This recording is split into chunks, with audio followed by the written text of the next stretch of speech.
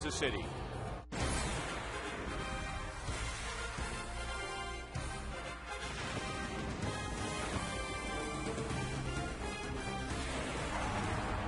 After ending an 0 for 10 on Friday, David DeJesus took a shot at Royals history last night, falling just shy of the first cycle in the last 20 seasons for the Royals.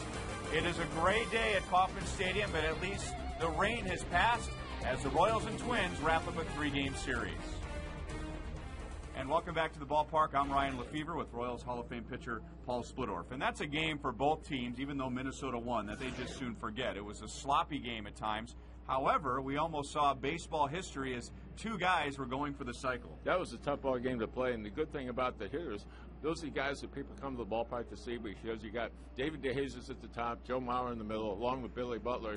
Got going early. I mean, Joe Mauer, his first time up, how about banging a triple into the left field corner? Continued to cover the plate. He was hot early, kept it going late, including a sacrifice fly late in the ball game.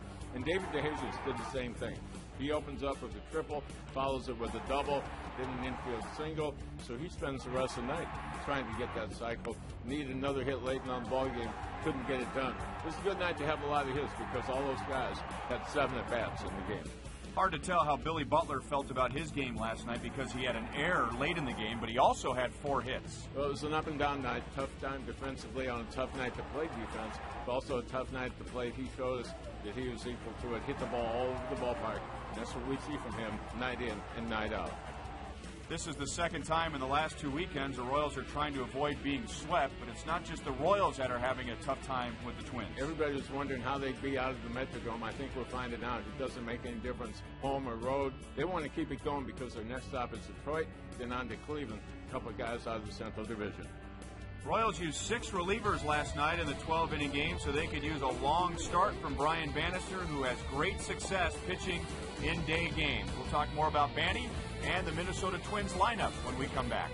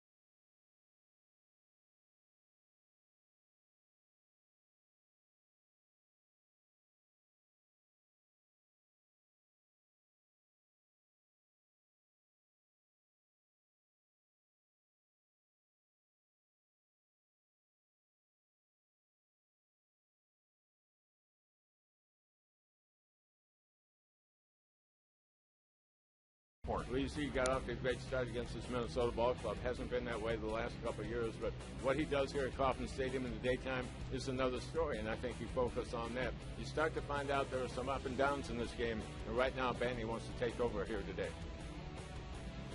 Facing this Minnesota Twins lineup presented by M&I Bank, and not many changes as they have scored 17 runs in the first 2 games of this series.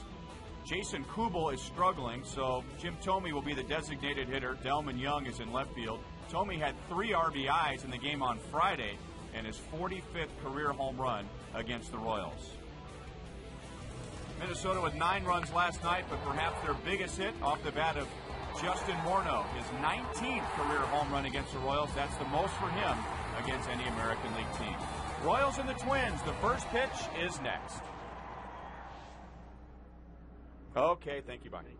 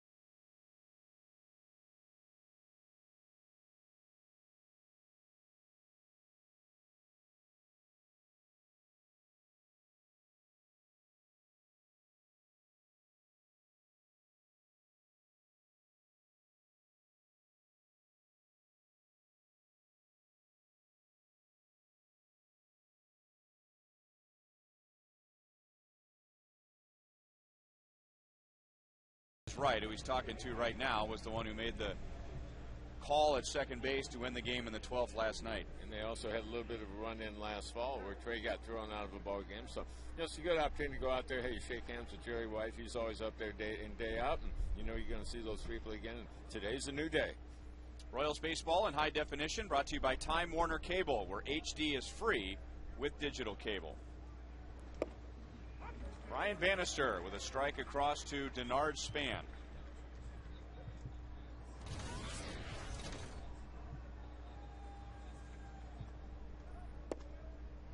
No balls, 2 strikes.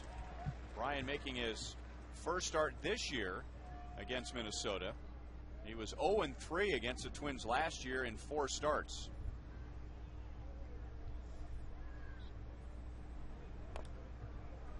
Three straight strikes, and it's 0-2 on Span. Denard Span batted 7 times last night. He began 0 for 6, and then in his final plate appearance, drove in a run in Minnesota's 2-run 12th inning. So that stretched his hitting streak to 9 games. And Banny just missed. 1 ball, 2 strikes. Roosevelt really done a nice job of keeping him off base. A couple base hits and just 1 walk in the series. He's one of those guys who's batting average of for you. It's 246, but his on base percentage 376. So he's been on there all year. Great diving play by Gordon, and on 1 hop to Butler. So the game begins with a great defensive play behind Brian Bannister. And that should be a confidence builder for both Banny, because he gets a ground ball, and also Gordon at third base. Headlong dive, fully extended. Not easy to throw a guy out from your knees, especially if he runs like Span. That one deserves another look.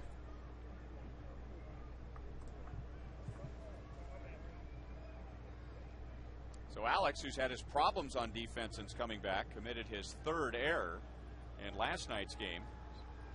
Puts that behind him, and the leadoff man is down. Orlando Hudson, just like Denard Span, has a 9-game hitting streak. 4 hits, 3 runs scored for Hudson in the first 2 games of the series.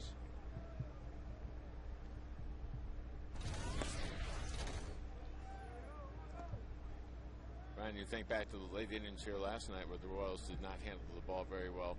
That is the best kind of start you can have, not only for Gordon at third, but also for the rest of the guys wearing a glove out there. Come in saying, hey, I'm going to have a good day in the field today. Had trouble with pop-ups here last night. Handle that one, will be okay. 2 up, 2 down. And here's that defense behind Bannister, presented by Suzuki. Mitch Meyer will start, as Rick Ankiel's still bothered by the thigh muscle. And Jason Kendall, with 143 innings already, back of the plate for Brian Bannister. Brian took the loss on Monday at Toronto, and the Blue Jays hit a couple of home runs off of him in 5 1/3 innings, 4 walks, and he gave up 6 runs, and then proceeded to just blast himself after the game, saying that he owed an apology to his teammates because he was not properly prepared for that game. I don't think he's been happy at the end of his first 3 outings here this season. Hasn't been the kind of pitcher that he wants to be, which is a ground ball guy. He's had a couple of games where he's had the ball in the air all the time, and he knows he cannot survive long term being that kind of guy. So he's tough on himself. This is another day you might want it in the air, especially in left field and left center field. Well, there's left center field, so we'll see right away. And Mitch Meyer coming across, makes the play. Good start for Bannister. Twins are down in order.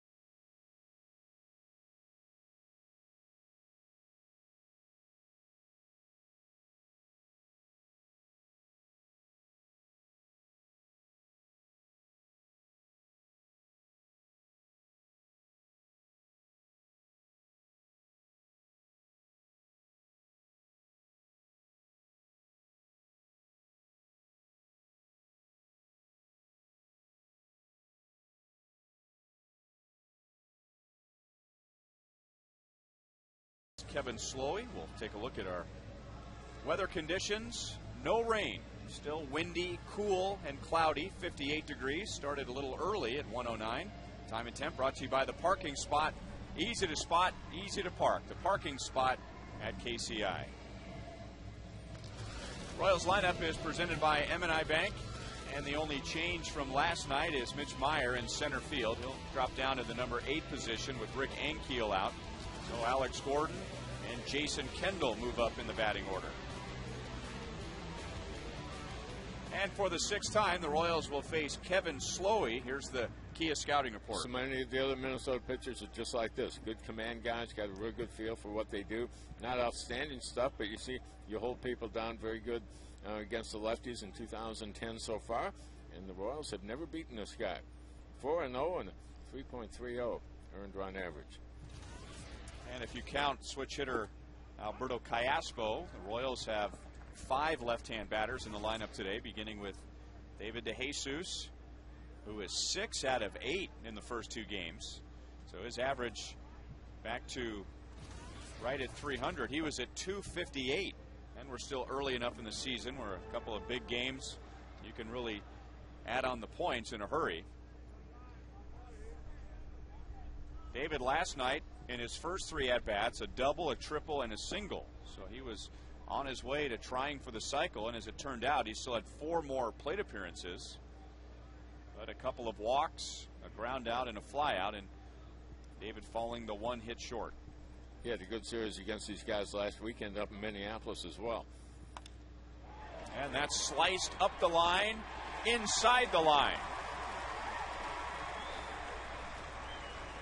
So for the 2nd straight game, DeJesus has a double to left in the first inning, and Orlando Hudson saying, hey, take it easy on us. Go ahead and get beat up at second base. Go ahead. Or maybe he's rubbing up against him, hoping for some of those hits. Good tailing fastball right there. That is a good pitcher's pitch. But David covering that outside corner has his 4th extra base hit of the series. Well, he covers it from line to line, doesn't he? That pitch is so easy to just pop up if that bat head drags through just a little bit. That's a lazy fly ball to left field. They have to really work hard to stay on top of it. And Scott Pasednik, who is not afraid to try and drag bunt to the right side here, going for a base hit. But if he doesn't get the hit, he at least advances the runner to third. He did that in the game last night with DeJesus at second base. 1-1. Pasednik 1 for 9 in the series, so his average has dropped down to 397. But he still leads the league in hitting in a pretty wide margin over the next closest hitter. There's Pasednik showing bunt again, and it's 2-1. Every time he shows bunt, that infield gets a little bit tighter towards the edge of the grass. Maybe gives him a better opportunity to pull one through. If you don't lay down the bunt, you especially want to find something you can hit to the right side right now. Advance that base runner. That does look like Pasednik got on a little tighter to the plate. Does look closer. 3 balls, 1 strike. By doing that, that gives you the opportunity to get to the outside pitch and still pull it. Maybe the Twins recognize that when you see a guy creep up on the plate, you want to pitch in tight. Maybe tie him up a little bit more. I don't know if it's our Fox tracks or the home plate umpires, but that's a spot yesterday where Jerry Davis wasn't calling strikes. Inside corner to a left-hand batter, outside corner to a righty. And Slowey may have lost out on a strike to Pasednik. Now it's 3-2. Well, Slowey has excellent command both sides of the plate with his fastball. Conventional guy, fastball, curveball, slider, and change. Any pitch, any time, any part of the plate. He and Joe Mauer had a little trouble getting on the same page his first 2 times out this year. There were a lot of conferences at the mound, but understand his last time out, Slowey never shook off 1 time with Mauer behind the plate. Line to center field. Span has it on 1 hop. DeJesus was going to be waved home, and then Dave Owen at the last moment put up the stop sign, and that was a good choice. So 1st and 3rd, nobody out. Royals scored 2 in the first inning last night. I think David was very cautious coming off second base. Make sure this ball's going to drop in the outfield. They did want to send him because they want to run on Bernard Span. But Span has the ball in his hand just before David gets to third base. That does not make it a good percentage. That's a pretty solid throw to the plate. Why gamble in the first inning with nobody out?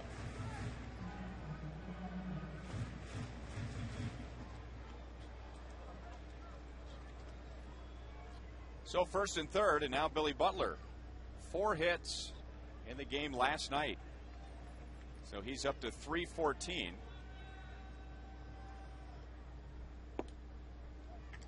Slowey crowds him for ball 1. So Billy obviously trying to avoid the double play, and he is grounded into 6 this year.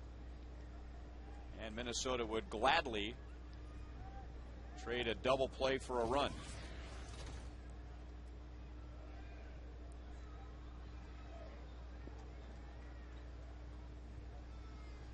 Royals now have gone 5 straight games, beginning with the Toronto series, and now the first 2 games with Minnesota without a stolen base. Remember, the Royals had that great pace to begin the year, but none in Toronto, and now none in the first 2 of this series. So the Royals have gone from first in the league to stolen bases to 5th. 1-1.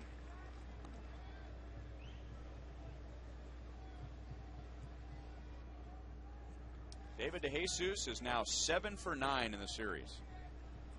Ryan, with that thought in mind about stolen bases, I think this will be an improved team this year. They will run more, but I don't see them one of the top base stealing teams in the American League.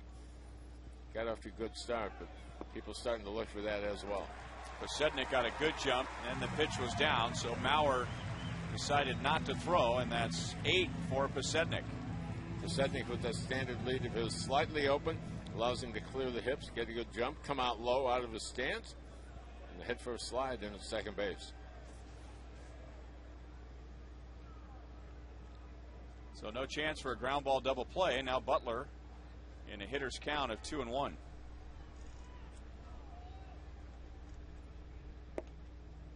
Got that call. Started outside, may have tailed over the outside corner.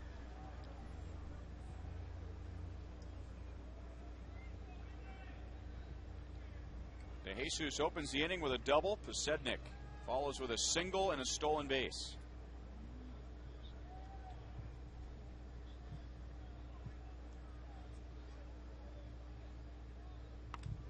Reaching out, 1 away.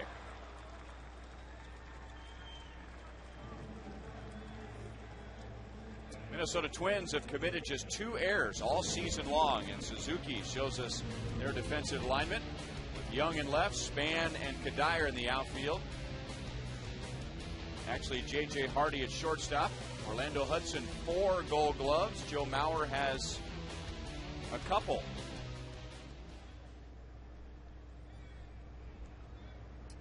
And now Jose Guillen, who had a pair of RBI doubles last night and leads the Royals with 15 driven in. 0-1.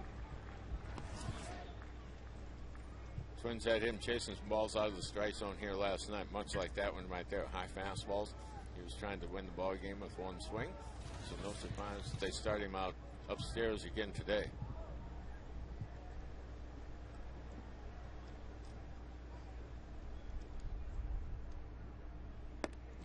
Certainly after the game, there was plenty of talk about the missed call at second base, but the situation right here presented itself in the 10th inning and the 11th inning. Runner at third with less than 2 outs, and if the Royals had come through, we wouldn't be talking about Greg Gibson.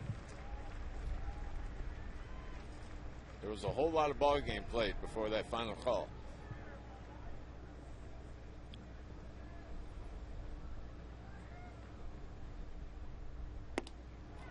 Again, up and away, and Guillen behind, 1 ball, 2 strikes. See, now that's pressing right there. Guillen knows that this is a big ball game. The club has lost 2 straight. Lost the series in Toronto, so he's trying to turn it around himself. You really don't need to do that. Kai Aswell's hitting behind him, so you have a very capable bat. You don't have to do it all yourself. It's one thing Jose's been really good at this year up until the last couple of days. Find something you can hit and go ahead and wail on it. Now, the thing about good hitters is they hit bad pitches.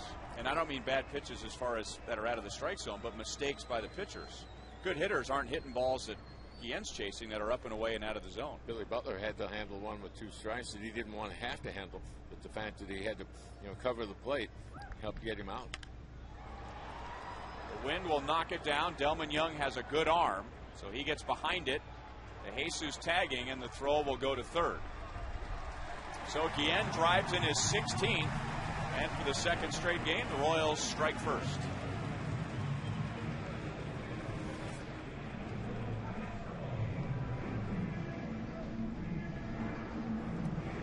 That's the guy who knows how to drive in a run. Know what you're capable of doing. knowing that a fly ball would get it done. He didn't have to drive in all three of them. Let's take it one at a time.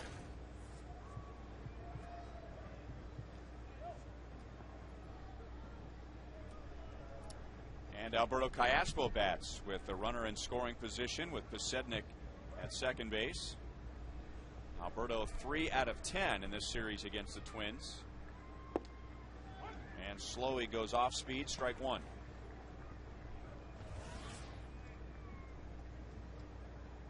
Alberto, for some reason, simply more comfortable hitting well down in the lineup.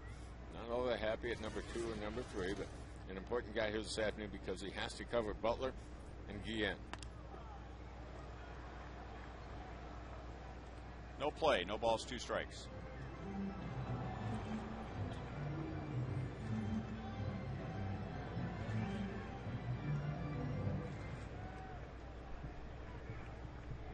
Surprisingly, and I don't think this is going to happen very often, but the weather in Minneapolis last weekend was nicer than the weather in Kansas City this weekend. Perhaps lulling some Twins fans into a false sense of security that their opening homestand outdoors is going to be as nice as it was this year. I think the only time you could be confident in saying that would be July and August. Callaspo thought that was a little high, so he is down on strikes. The Royals get a run against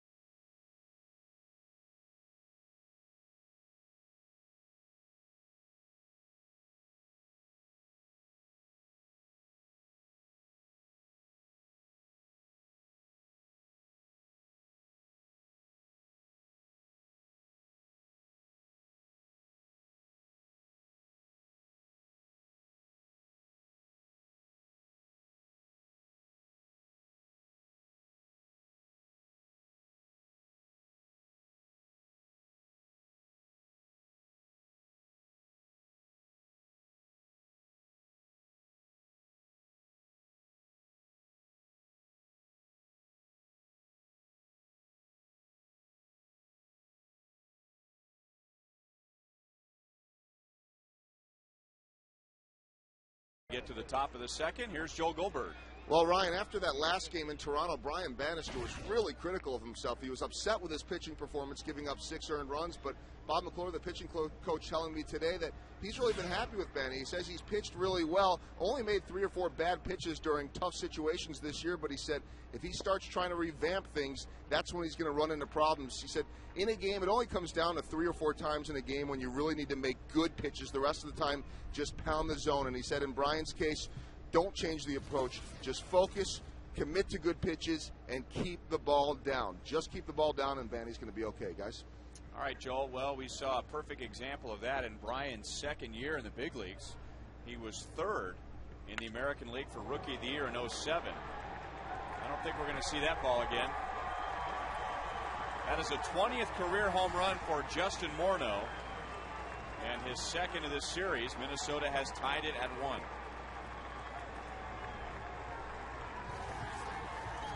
The home run ball is one of the big reasons that Brian was not happy with himself after that Toronto ball game. He really has to keep the ball in the ballpark. That's one of the things that he will focus on. He wants ground balls, ball in the ballpark, no walks, and also some strikeouts. The strikeouts, I hope that doesn't put too much pressure on him. That's an eye-high fastball right there. Now, let me ask you a question, though, Split. I mean, okay, he didn't get the ball down. Morneau hits it for a home run. So, you know, obviously, ball up, end result, home run. However, looking at Fox Tracks, I mean, that thing's not even a strike.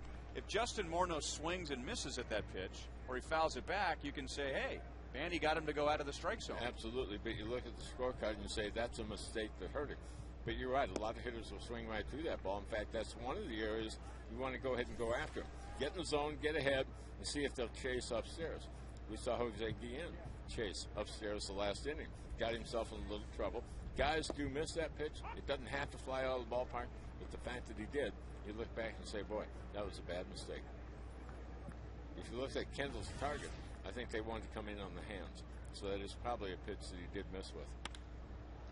And a bullet on one hop to Cayaspo. So Kadire is out. And Bannister gets an out on the ground. Visit FoxSportsKansasCity.com for exclusive Kansas City sports content. Watch interviews with the Royals and read about the Chiefs draft. See it now on FoxSportsKansasCity.com.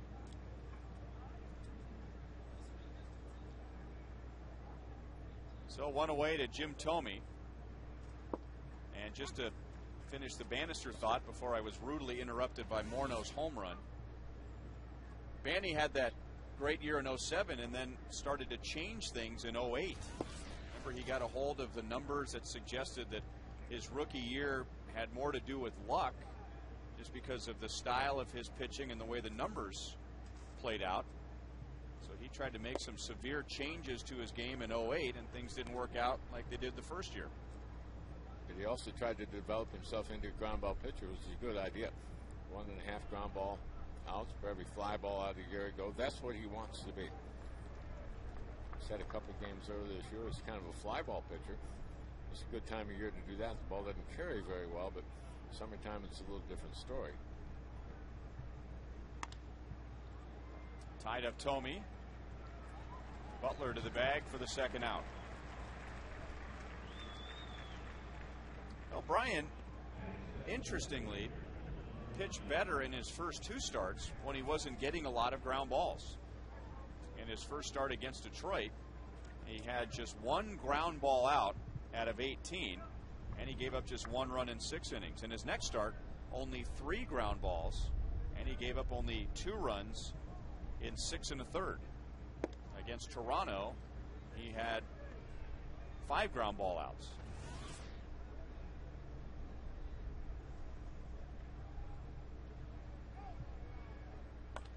I guess the point is he wants more ground balls, but he doesn't necessarily have to have ground balls to have a good outing.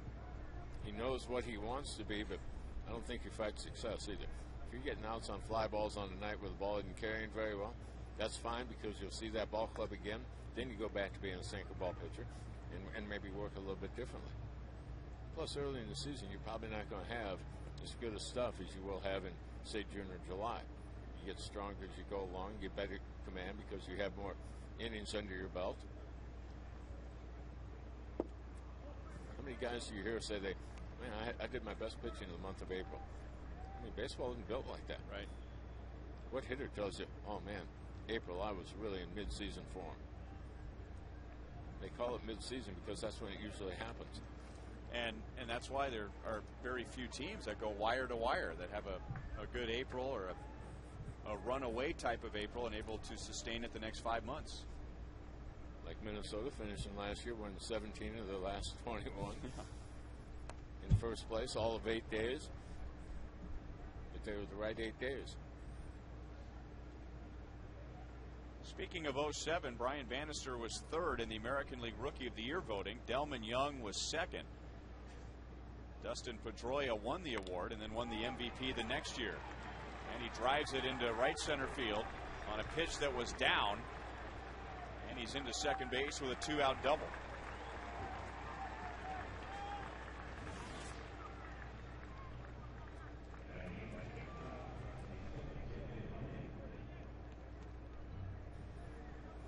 Delman Young has offered some kind of funny looking swings in this series, but right there had an idea what he wanted to do. Hit a ball that looked to be out of the zone, covered it well.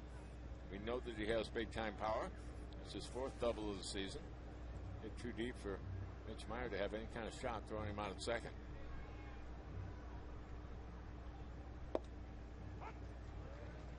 Oh, and 1 on J.J. Hardy. 1 for 10 in the first 2 games. His 1 hit a home run in the game on Friday. And prior to hitting that home run, Hardy had been 0 for 14.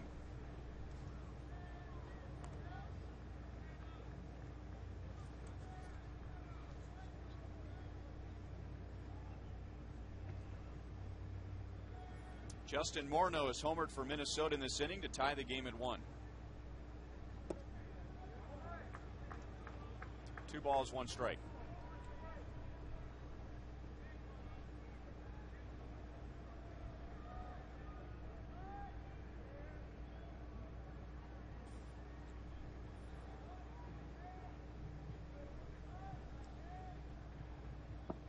It'll be interesting to watch what kind of a year Hardy has offensively, because with so many productive bats in the lineup, Minnesota can hit him 8th or 9th and say, hey, let's make sure you're picking up the ball on defense. Offense will be a second priority. Sometimes that takes enough pressure off a guy where he ends up producing offensively. And he lines it into left field. Delman Young is going to be waved home, and Posednik plays it to second base. So Posednik maybe didn't like his footing or the grip, but looked like he had the ball in his glove before Young got to third base. Normally that is the key. Do you have it in your hand before you get to third base?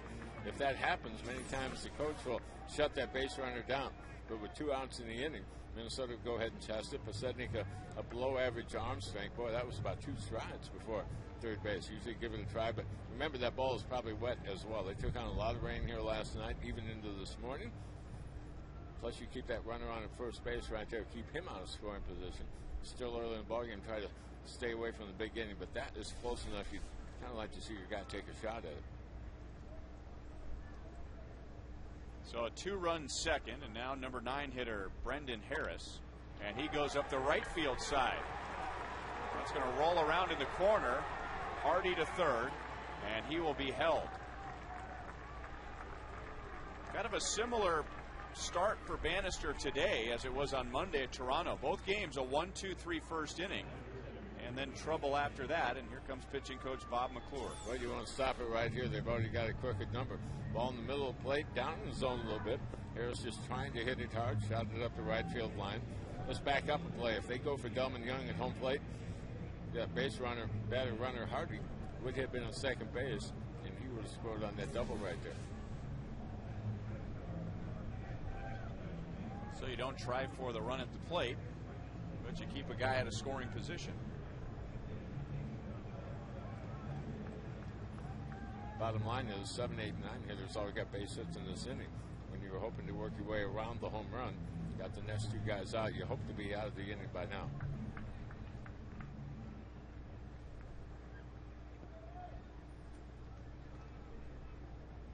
Bannister retired Denard Span in the first, but it took a great play at third by Alex Gordon diving to the hole.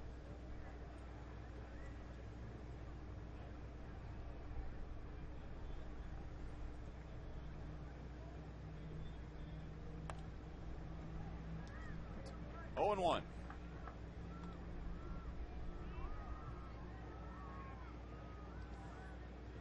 Seen it before. Denard Span in his first at-bat just taking some pitches, and even though he hasn't been around for a long time, you can tell that he is not afraid to hit with 2 strikes. But after he gets an idea of what the pitcher has, next time up, like in this at-bat, he's ready to fire on the first pitch. And or the second pitch. You know, right now he looks like a leadoff hitter with the speed. You mentioned taking pitches, but there are times I've seen the ball really jump off his bat. We can say once he's around 2 or 3 years, if they can get another speed guy on their team, you can see him hitting 5th or 6th. I think he generates enough bat speed and enough power. He could be a gap guy. You know, Esterbay said double, possible triple, a few balls out of the ballpark where you wouldn't want him as your leadoff guy. But right now, he's fitting in pretty well in that spot. 1 ball, 2 strikes. He's an excellent athlete, and we told you coming out of the Tampa area, he's one of the best wide receivers in the state of Florida, and that's saying something. Graduated from the same high school as Carl Everett, Gary Sheffield, and Dwight Gooden. And he rolls it to Butler. That'll be the inning. Minnesota comes up with 2, and they have a 2-1 lead.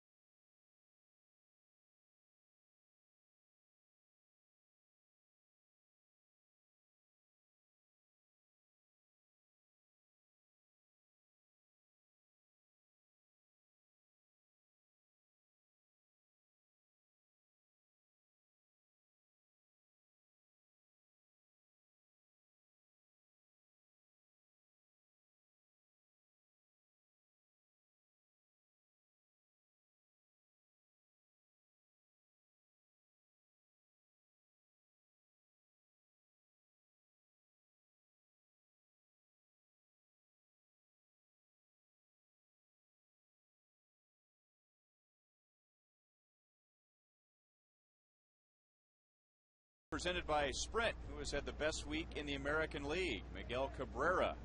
How about Fausto Carmona, who's trying to resurrect his career?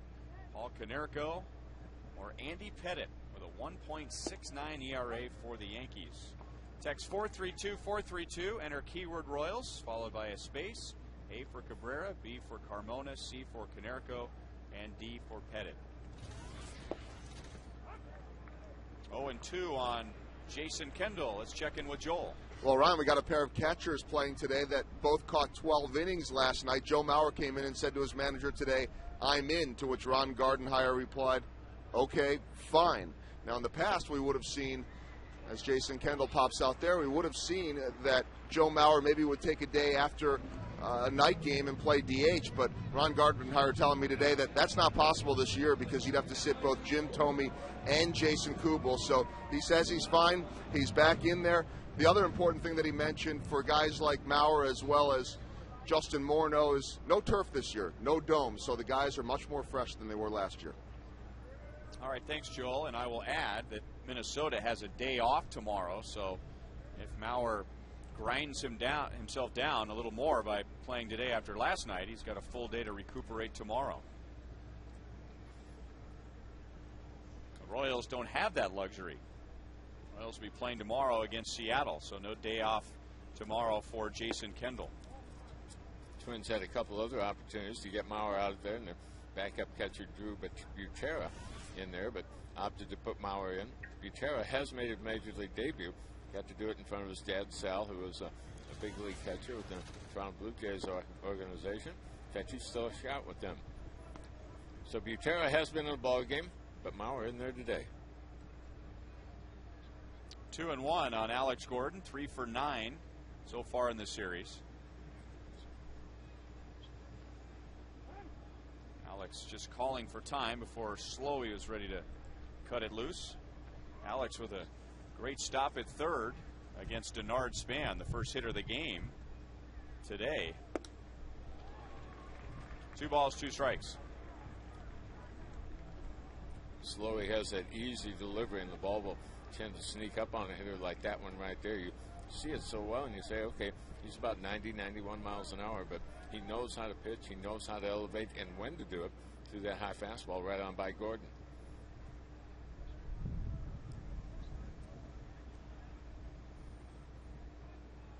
Well, Split told you that for the first couple of starts, Slowey and Maurer weren't on the same page, and now a couple of times Alex has asked for time as Slowey hasn't immediately accepted the suggestion from his catcher.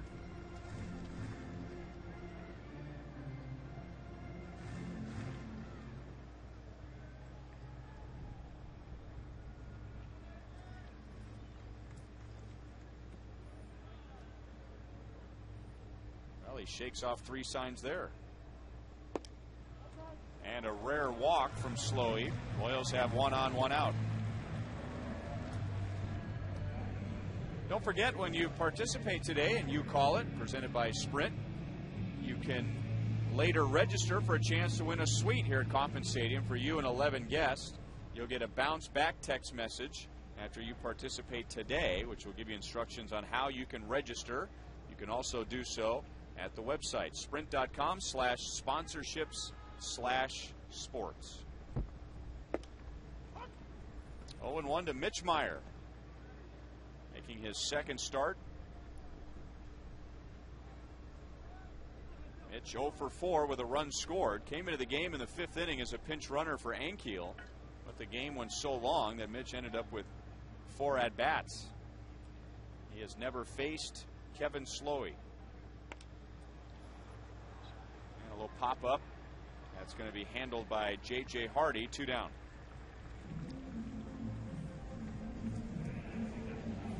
Just a reminder to look for the Miller Lite Taste Greatness moment later in today's game.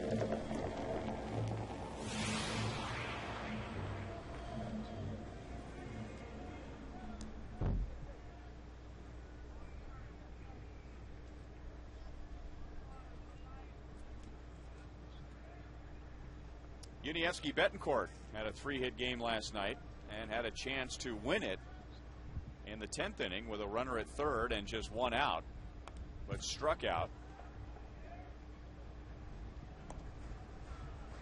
He is 4 out of 9 in the series, and he steps in hitting at .328.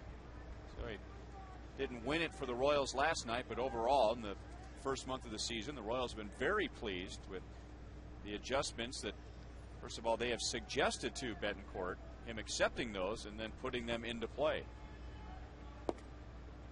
0-2. I think for him it comes down to approach, what he does every time up as far as getting something he can handle and doing it every day. Everybody knows that he is capable of doing solid things, but getting it done every day has been a problem for him from time to time.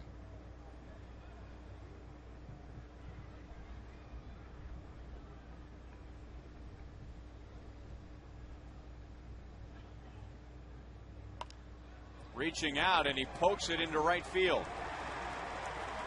Gordon will go first to third. So that's a big 2-out hit for Betancourt, who's now a very hot hitter comes to the plate. Betancourt had that same base hit here last night. In fact, in that 3-hit ball game, 2 of the hits go to right field. One of them was a solid drive. One of them was just like that. His hand-eye coordination is unbelievable. That you make contact on a ball like that and get it in play rather than foul it off into the seats. It's one of the things that hurts his average overall throughout his careers. So many of those went in play and were a weak ground ball or a weak little pop-up. Betancourt, a career .275 hitter. David DeJesus is 7 out of 9 in this series. Doubled and scored in the first inning, coming home on Jose Guillen's sac fly.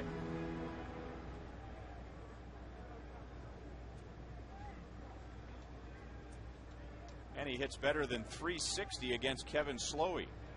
So the Royals trying to tie this thing back up after Minnesota just scored 2 in the top of the second. And it's lined to left field. It stays up for Young, and he runs it down. So that's really the only way to get DeJesus out these days. And the Royals strand 2 in the second.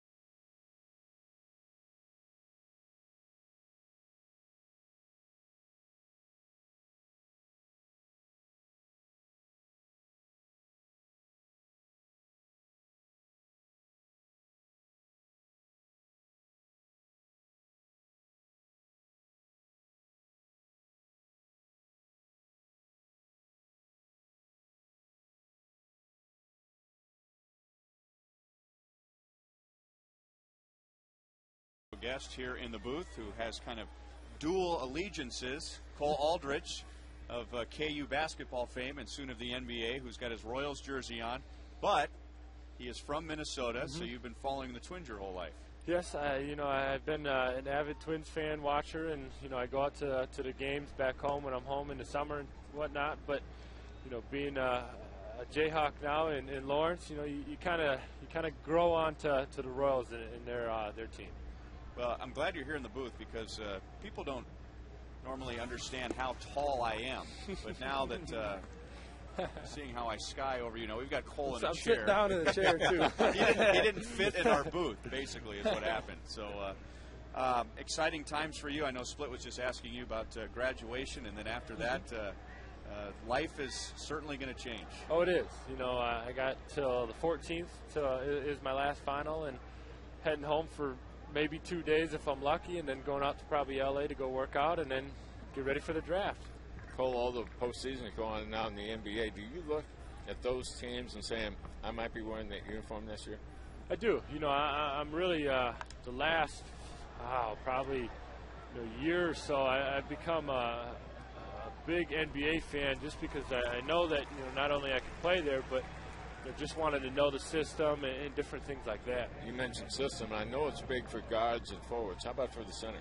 How important is the system for what you might look at? Yeah, one thing is kind of we had at Kansas was we had a really good guard. That took a lot of pressure off of me as a big guy and whatnot. So it's one of those things you look at, but you just got to find the right situation. Ryan, I saw him when he was a freshman. He was in against a couple big, powerful seniors. They beat him up every day in practice. It was unbelievable. You saw him, and you said, he's going to grow into those shoulders. And one of these days, he's going to be beating up the other people. Sasha Khan, Darnell Jackson were wearing you out, weren't they? Oh, man. Every day they would beat me up. They would flip a coin in the locker room to see whose turn it was. Joe Mauer at the plate with one out. Cole throwing out the first pitch today. And let's see his feet. Yeah, he is on the mound. So that's almost like we saw John Roush, who is 6'11", pitching for the Twins last night. I think that's a strike in my strike zone. If you're throwing to the right guy, you're in there. Yeah. So you had a chance as you were growing up in Bloomington, and that's where the Twins played before moving to the Metrodome.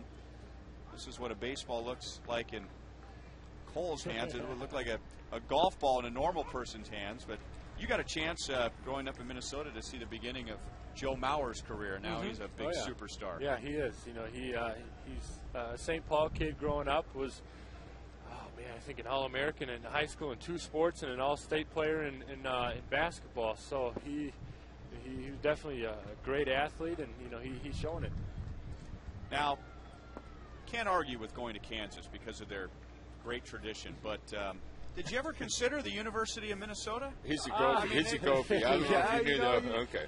I did. They finally came down to Carolina, KU, and Minnesota, and it was really tough. All in the same league too. Hey, Williams Arena is pretty neat. Oh, it is. I love Williams. I love the whole University of Minnesota. Growing up there, it's always a fun time to watch because I got a lot of buddies that I played high school ball with and summer league with. But it was a really tough decision if I wanted to go away from home like I did or stay back home.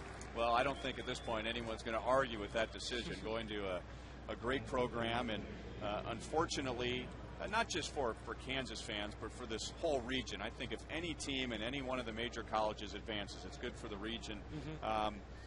Did what happened against Northern Iowa make you reconsider your future that you didn't get to that national championship? Maybe the slightest of bits. Yeah. One thing that we know as a team is that UNI was a heck of a team. Sure. Not many people might think that.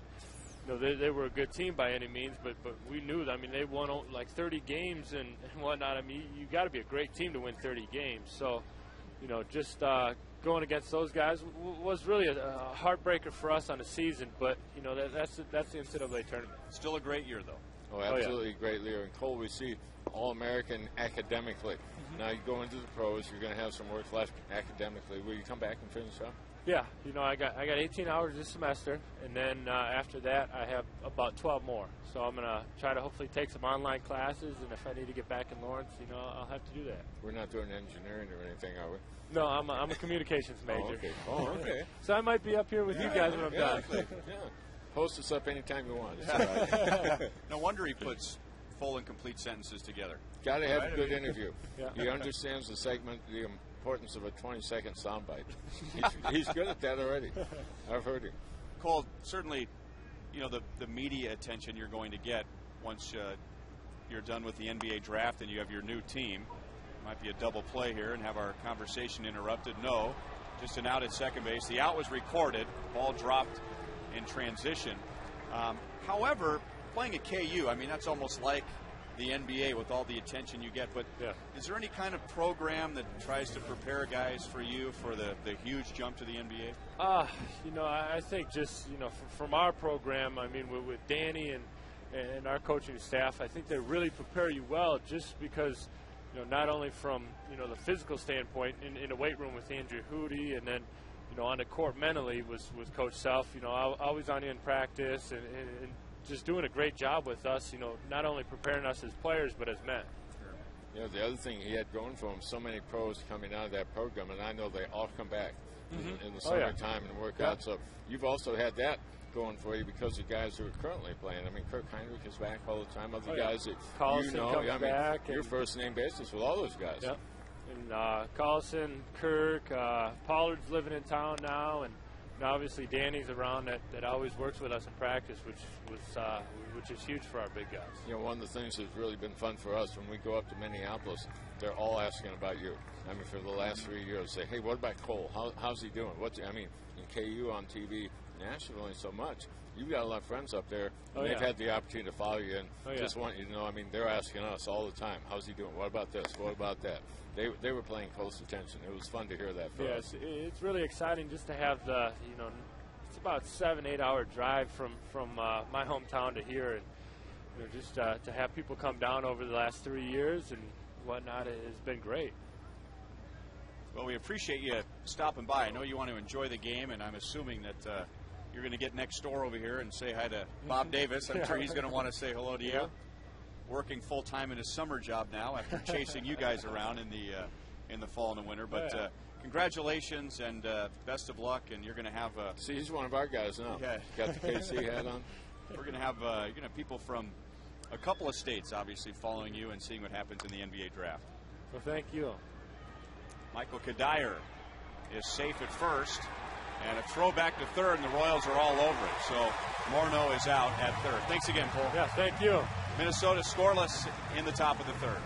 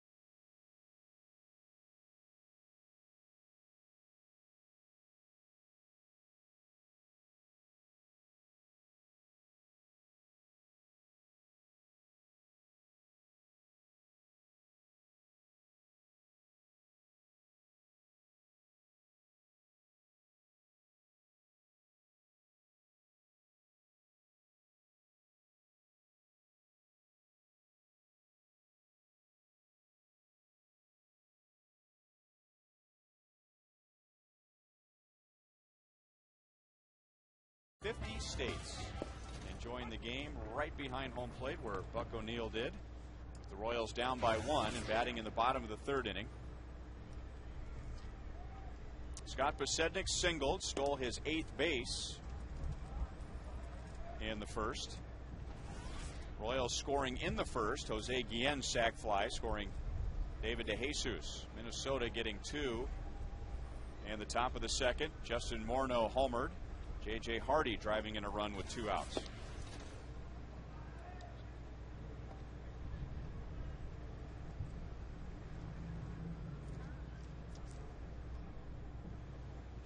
Posednik, Butler, and Guillen coming up. 2-2.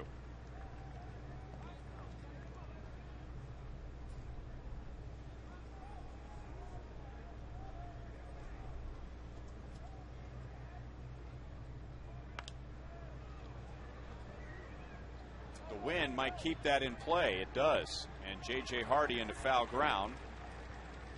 And Posednik is out number 1. Let's revisit You Call It, presented by Sprint. Who's had the best week in the American League? 46% going with Andy Pettit. Keep voting at 432-432. Enter keyword Royals as space. A. Miguel Cabrera, B. Fausto Carmona, C. Paul Konerko, or D. Andy Pettit. Hard to overlook the 11 RBIs in a week. Although he has a lot of people around him that are helping out that ball club. Tigers playing well. Yankees playing well. I think the guy of that bunch the team needs the most would be Konerko. White Sox are having all kinds of problems scoring runs, so they need a hot bat in the middle of their lineup. 1 hop, and Hudson backs up to the grass to get a longer hop. Well, Billy Butler twice has hit the ball hard over to Hudson, and he is 0 for 2. Girls Night Out is coming up on Friday, May the 14th. Royals and the White Sox. The first Girls Night Out of the season, presented by Celsius Tannery, will offer tons of great pregame entertainment and pampering. Plus, the first 10,000 ladies through the gates will receive a Royals t-shirt. And then after the game, it's a Fireworks Friday.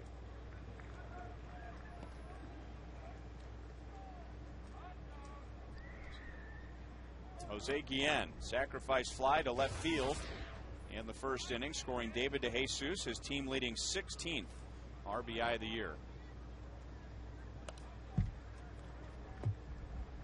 Now we're just talking to Cole Aldrich, and I'm thinking now, I asked him about the disappointment against Northern Iowa.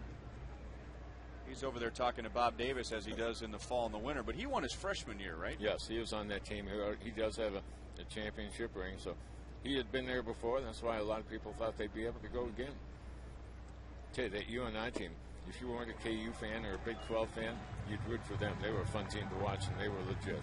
2nd strikeout for Slowey, getting the Royals in order.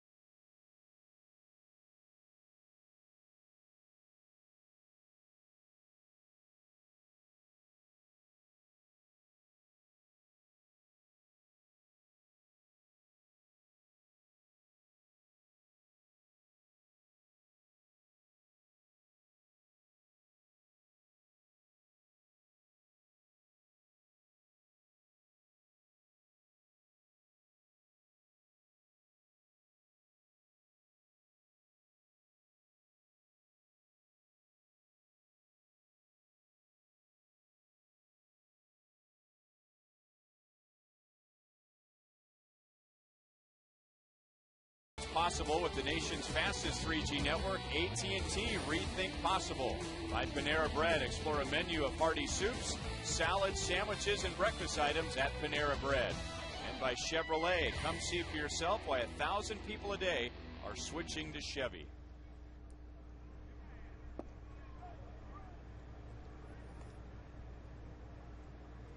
1-1 to Jim Thome, grounded out to first in the second inning.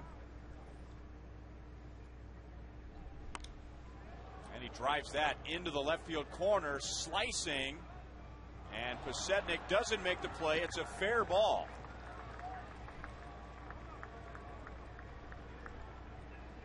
So the ball and the wall arriving at the same time for Posednik in the corner.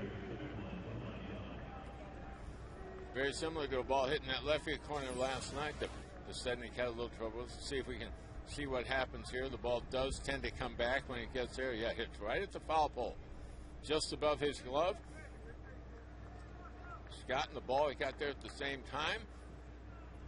Whoa, went right by his glove. He took a look at that wall like he thought it was going to land way up on the pads. Another example of the Bermuda Triangle. Outfielders will tell you they run out of room fast when they're headed into that corner. 0-1 on Delman Young, who took a pitch that was down and out over the plate, probably exactly where Brian Bannister wanted to put it, and doubled into right center field and then scored Minnesota's second run in the second inning. That will not advance Jim Thome. 1 away.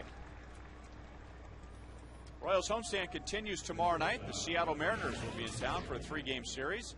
Coverage starts at 6:30 with Hy-Vee Royals Live. And then the Royals and Mariners coming up at 7:10. Kyle Davies against Felix Hernandez, who finished second to Zach Greinke in last year's Cy Young voting. Seattle's still hoping to get Cliff Lee back in there.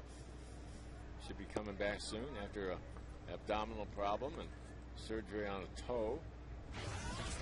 Very possibly the best 1-2 punch in the American League.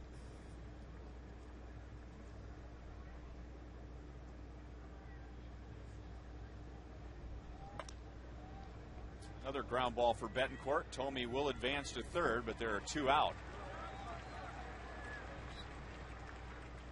Hardy is 1 for 2.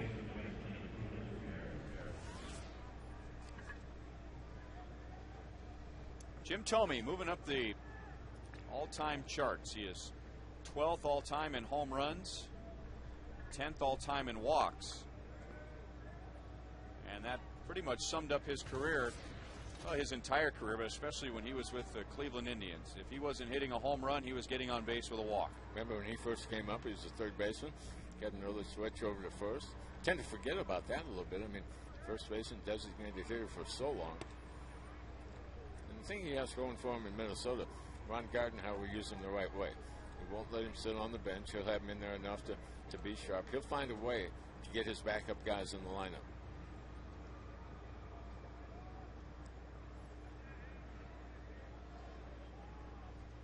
Brendan Harris doubled up the right field line in the second inning. Took a pitch down and away, and that's down and away again. And Kendall saves it 2-0.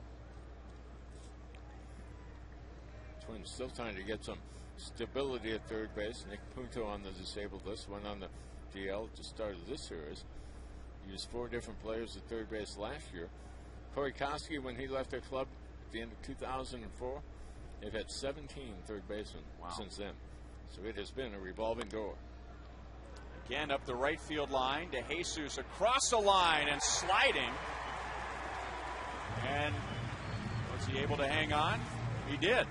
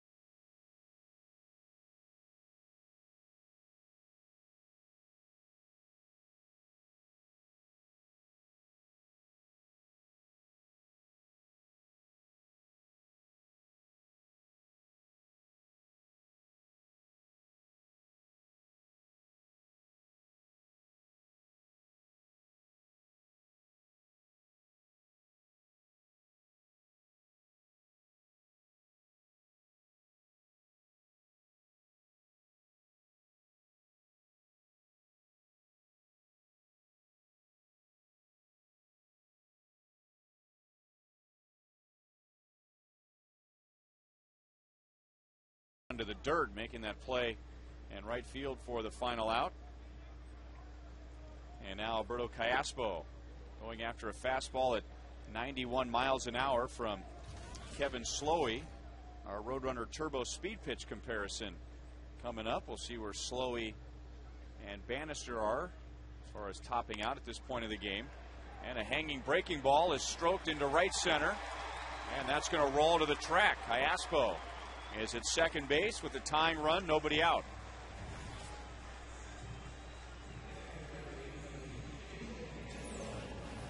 Well, you'd like to get something going because Slowey kind of getting on a roll. Had retired 5 out of 6, so want him out of the stretch. There's a ball up in the zone, hanging breaking ball, and Callaspo able to turn on it. How did he go so long in his career without getting the ball out of the ballpark? I mean, to me, he's at least a doubles, triple guy with occasional power for home run power. Well, it really just didn't make any sense. I mean, he had over 400 plate appearances without a home run. The next closest to him at that streak was a pitcher. And then he ends up with 11 home runs. I remember when he hit the first one here in Kansas City, and I remember your call on it. You were surprised it got out. I talked to Kevin Seitzer the next day, and he said he absolutely bombed that one. He said big-time power.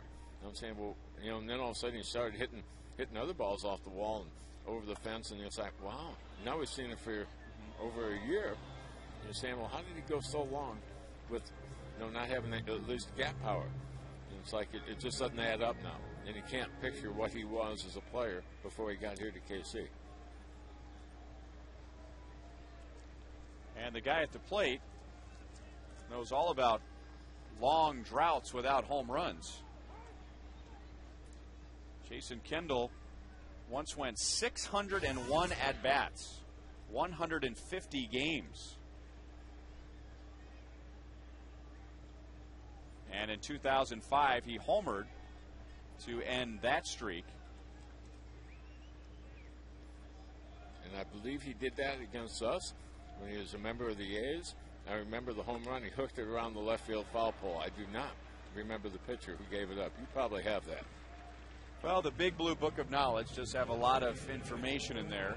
Which is why we have that. First, I'm being told we need to look at the Roadrunner Turbo speed pitch comparison, and a pretty good comparison with a couple of control pitchers. Slowey is topped out at 94, Bannister 93.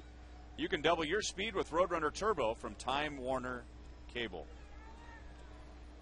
Well, first of all, that streak went to 1,000 plate appearances between home runs if you combine the at-bats and the walks and the hit by a pitch, which Kendall has several. But after 961 at-bats, 247 games, Jason Kendall did homer against the Royals versus Joel Peralta. Foul pole is 330 feet in Oakland. He hit it about 332 feet. Fair by about 3 or 4 feet. And I think his dad was part of the Royals coaching staff. He was down the bullpen in the right field corner.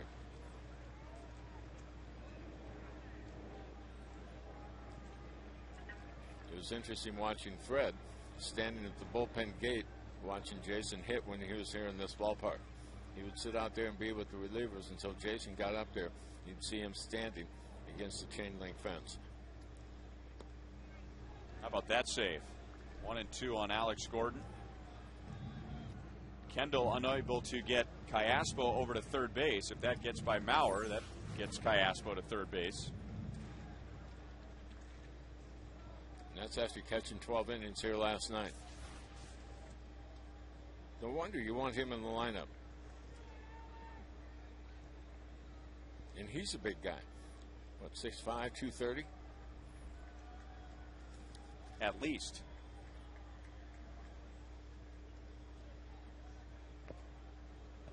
Still 1 and 2.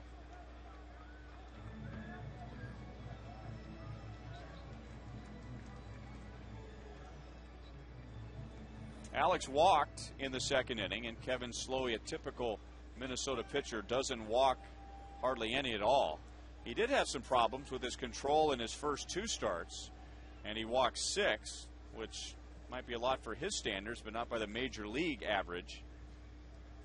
But on Tuesday, when he beat Cleveland, he went 8 innings and didn't allow a single walk. Just a little bit outside, 2-2. Another way they measure that, Ryan, is strikeouts against the walks. And a year ago, 5 punch-outs for every walk that he gave up. So he didn't do a lot of things to get himself in trouble.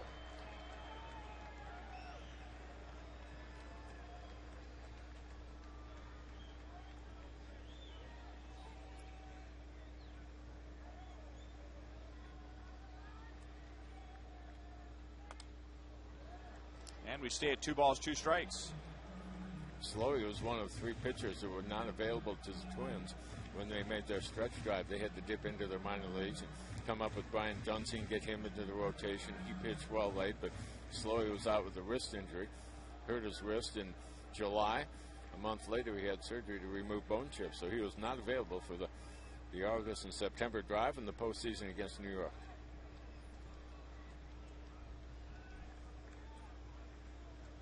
In fact, he was one of the leading winners in the midseason a year ago. Picked up win number 9 in mid-June. Picked up win number 10 on June 19th. He looked like he was a candidate to win 20 games. And right after that, he started to have problems with the right wrist.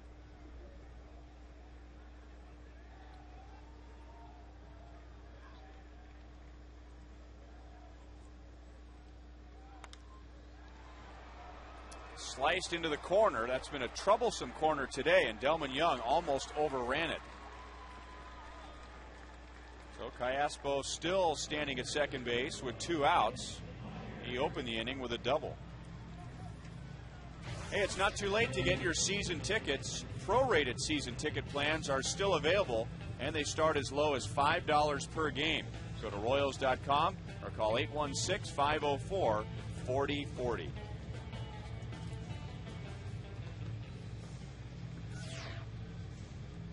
Well, if the Royals get Callaspo over to third with 1 out, that fly ball scores Callaspo, but now they need a 2-out base hit. Mitch Meyer popped out to short against Slowey in the second inning. Royals had so much luck on the road that last trip, hitting with a couple men out, driving in key base runners. See if they can continue it here at home. Actually, their road record better this year than it is here at Kauffman Stadium.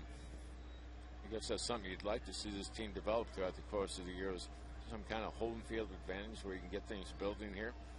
Each of the last 3 years, the home road and road record have been about the same. I guess the good news is if you have a bad homestand and have to go out on the road, you feel pretty good about your opportunity to turn it around there. Because this has been a team that has really not got beaten up on the road any worse than they have at home. 1-1 on Meyer.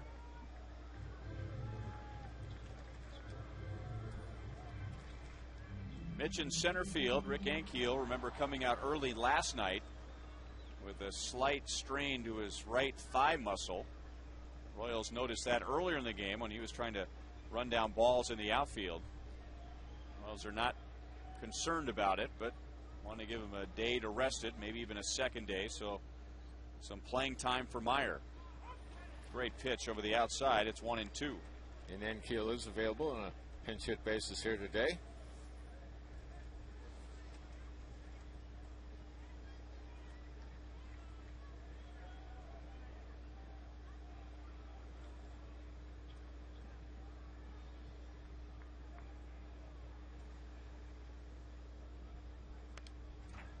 Still 1 ball, 2 strikes. The Royals have never beaten Kevin Slowey. This is his 6th career appearance against them. 2nd round pick in 2005 out of Winthrop University in South Carolina. In 2007, the minor league pitcher of the year. He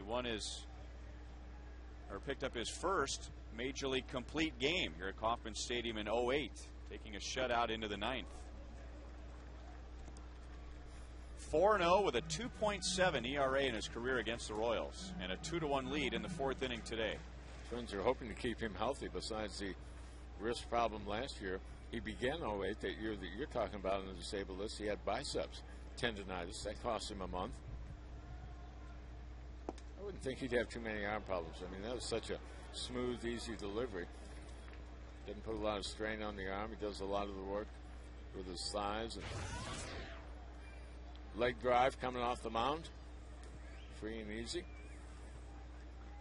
There's the updated ERA with the Royals getting a run today in 3 2/3 innings.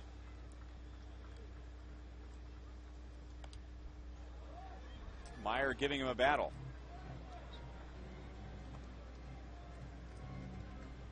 Mitch with an excellent spring training, and remember going into camp, wondered what would happen to Mitch. No options remaining. The Royals couldn't just simply send him down to the minor leagues. Didn't want to lose him, but where do you play him? With Besednik in left, Ankiel in center, to Jesus in right, considered everyday players. So Mitch getting a little bit of time now with Ankiel getting a game or two off. And he earned that walk. So 2 on, 2 out. And that brings up Yuniesky Betancourt.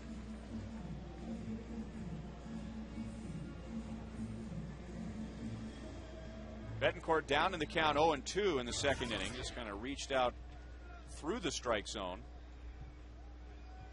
A ball that was well off the plate outside to him and poked it into right field for a single. So working on a 5 for 10 series. And his average is up to 338. Ball 1 inside. That pitch delivered inside because of the base hit he got his last time up. Breaking ball down and away, and so Slowey and Mauer thinking, hey, if he can go out and get that pitch, we need to keep him a little bit more honest. So buzz one at the letters. Even though you fall behind in the count, that might open up the other half of the plate. Let's see where they go. Going to stay inside. Slowly with enough velocity and location to get it above the hands.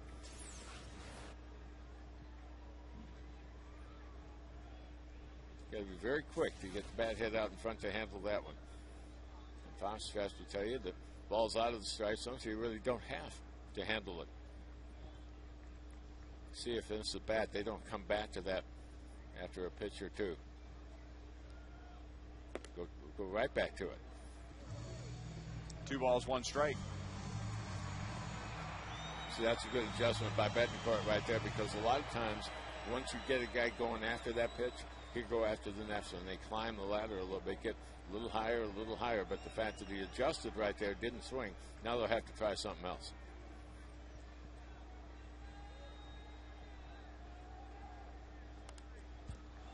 Two balls, 2 strikes.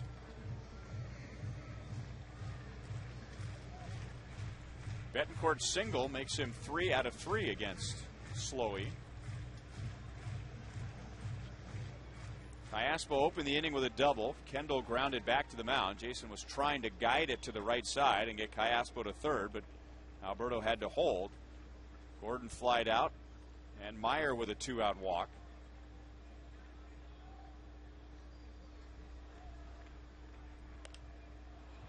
Popped up. The wind blowing left to right, and Morneau just runs out of room. So a little help from Mother Nature. Otherwise, that probably stays in, and the inning is over.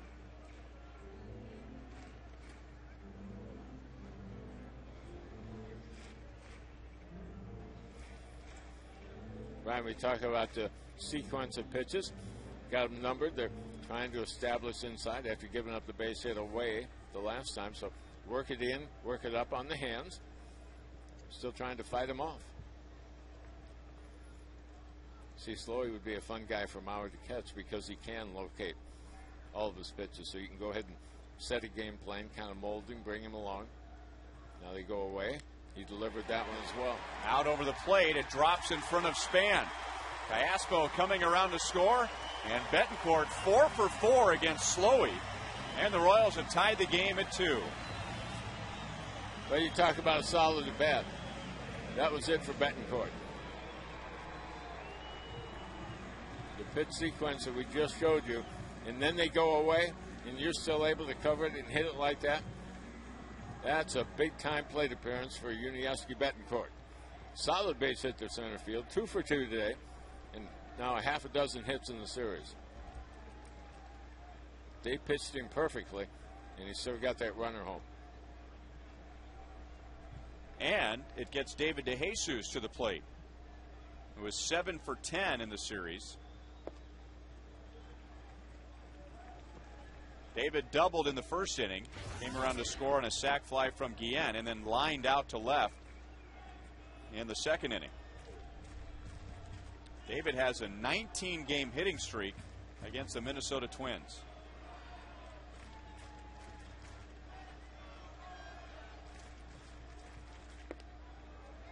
Two and 0.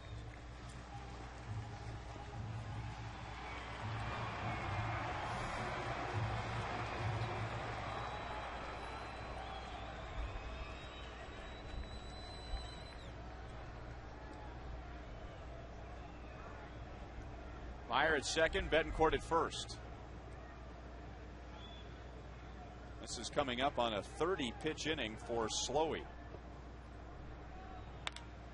Drilled deep into right center field. Little help from the wind. Span at the wall runs it down. Royals tie it on Betancourt's single.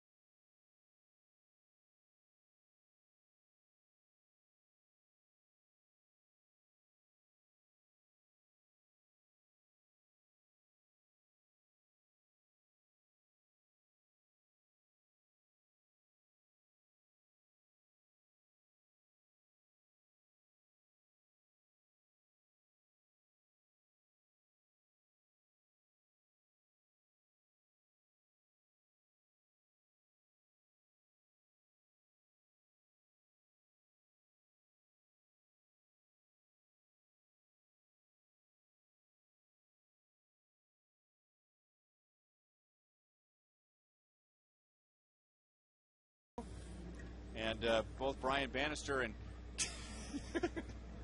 well, last night you thought I needed one of these. I know, and I tried to play it off, you know, but what do you think of my sport coach?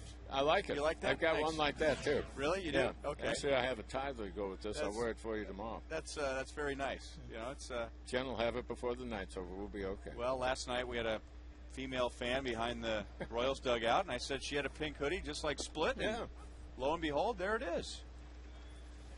Split, it's a 2-2 game in the fifth, and maybe the most important item at this point will be pitch count for both Brian Bannister and Kevin Slowey, as both the Twins and the Royals had to use 6 relievers last night, and with 2 pitches into the fifth, Brian Bannister has the first out. And Ryan, that's one of those ball games where you might go to your minor leagues and bring a fresh arm in for this afternoon's ball game, and maybe for a few days after that, but neither club did that, so they go with the same people that they had on hand here for the weekend series.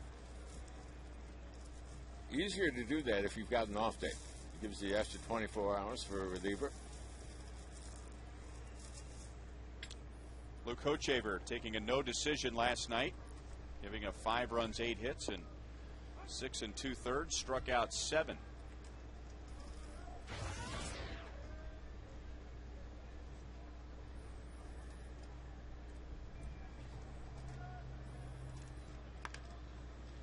Iaspo to the hole. It's off of his glove, and he throws it to Kendall.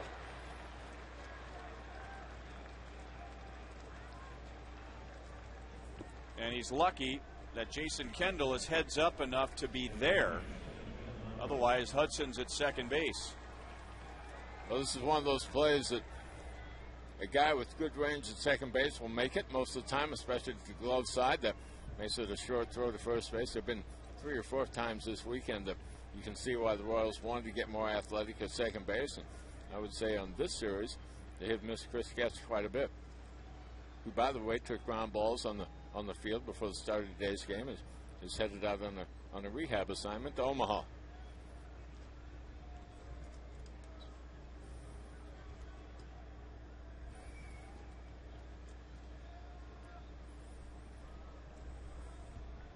That base hit for Hudson gives him a 10-game hitting streak. And now Joe Mauer, who has 7 hits in the series, 5 of them last night. Slow breaking ball is low.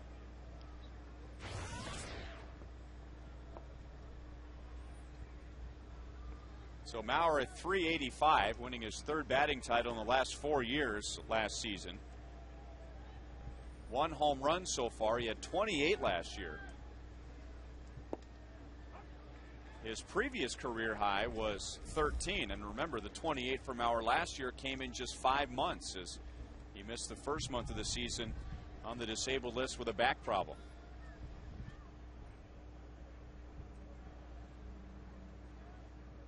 Brian Bannister at 76 pitches. One of the big stories in spring training for Minnesota was Mauer signing a new 8-year contract. He didn't put any deadlines on him to say it had to get done in spring training, but Minnesota payroll has gone from about $65 million a year ago to about $95.5 million this year, and his contract hasn't kicked in yet.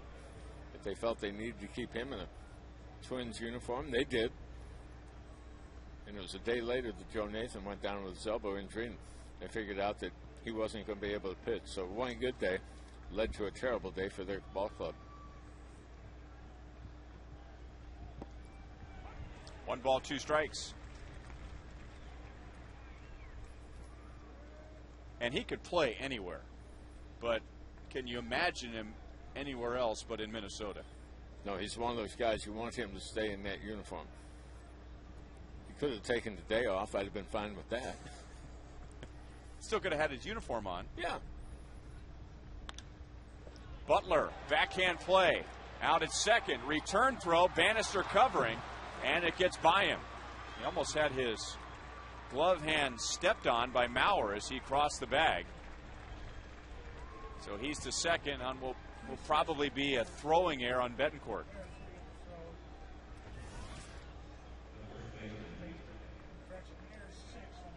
And it is.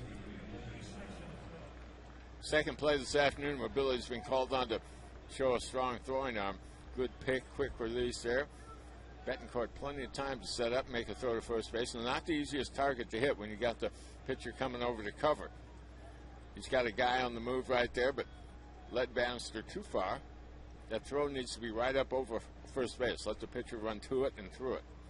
Ideally, the pitcher will already be there and set up like a first baseman. Bannister could have gotten there a little bit quicker. So that means Justin Morneau bats, and he homered against Bannister in the second inning, his 3rd career home run against Banny. He has also rolled into a fielder's choice.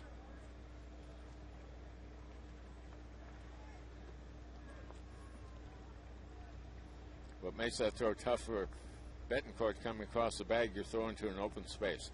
But you want to line it up right above that first base bag. Hopefully the pitcher is going to be there already and set up for you. But if he's not, just draw an imaginary line up over the base. It's much like the pitcher on a comeback to the mound throwing to second base.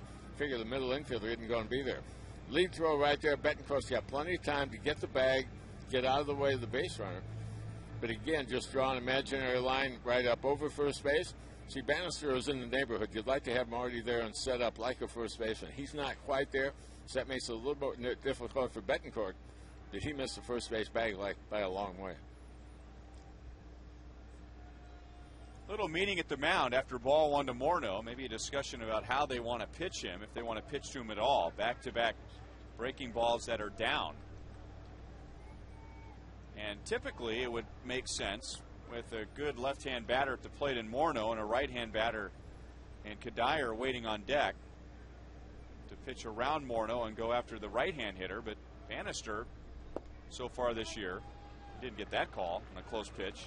He has been better against lefties rather than righties, and by quite a margin.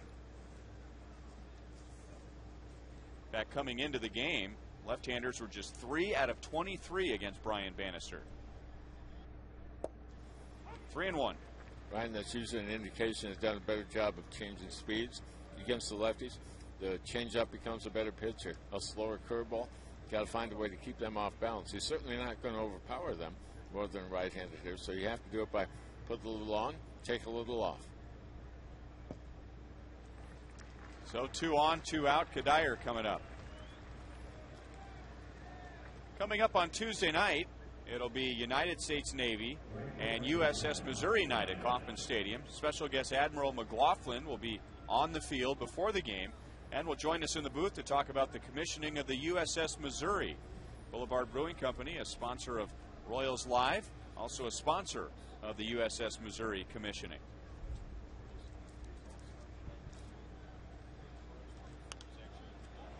Popped up, again the wind blowing left to right, and Kendall to the dugout. It's off his glove, and Butler almost there to play it off the glove, still for an out. Was it in the World Series one year when Pete Rose did that? Bob Boone was the catcher, and it was against us. 1980 against the Phillies. Right over in front of the first base dugout. Pete Rose was right there to pick it up. Actually had a chance here because the ball bounces up a little bit. Just didn't skid off the glove and go straight down. Kendall charged with an error, so that's the second error of the inning.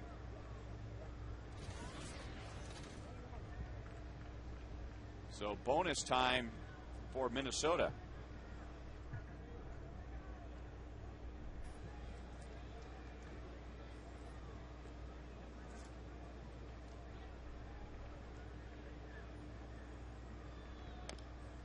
Kadir has to feel like it's bonus time every day where he hits in their lineup. This guy's come out red hot this year, hitting 15 of 16 games right behind Morneau and Maurer. How about 7 multiple hit games out of those 15? He's got a couple of 2 RBI games and 3 games with 3 RBIs. That guy's living large.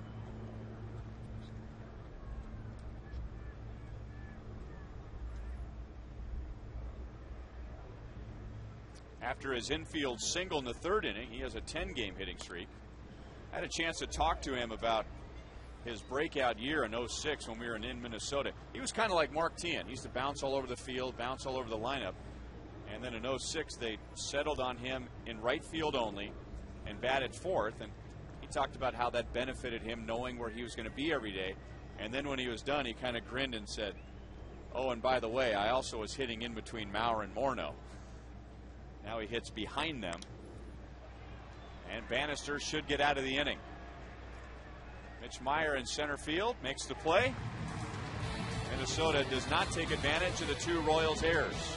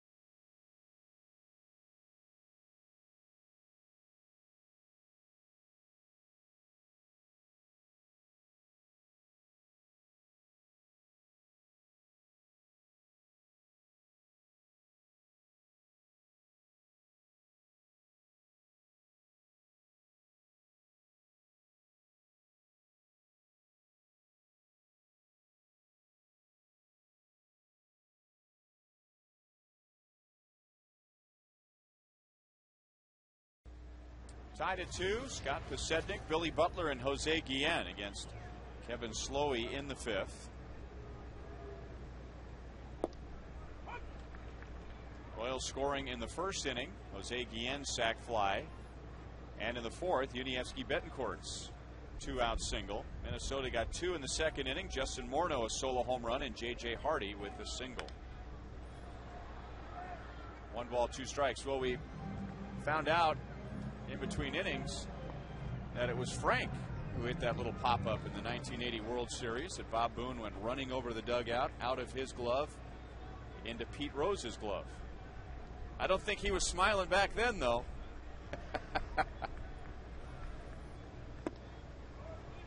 2-2. I remember it was in Philadelphia because their fans were loving it.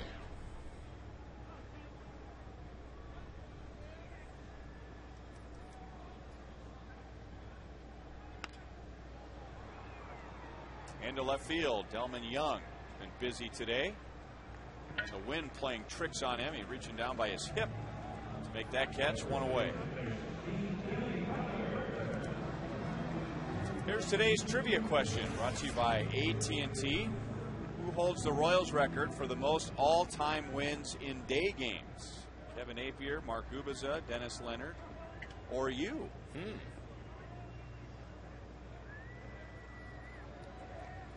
Brian Bannister has 17 wins in day games. I'm not sure if all of those are with the Royals, but have had a few day game victories with the Mets. Do you remember offhand if you pitched well day versus night? I just hope to pitch well sometime. I don't know that really stood out. I know there was a time when they said, well, because the lights didn't used to be as good as they are now. And they said, well, if you had a guy who was borderline stuff, he's okay to pitch at night, but you don't want to pitch him in the daytime because the hitters will see the ball better. Well, now the lights are so good. You hear guys talk. They see the ball better at night than they do at daytime because there's so much glare in the game time games, in the daytime games, that they really don't see the ball as well as they do at night. So it's almost a reversal of what it was, say, 30 years ago. Right center, Kadire and Spann are there, and Kadire retires Billy Butler, who is 0 for 3.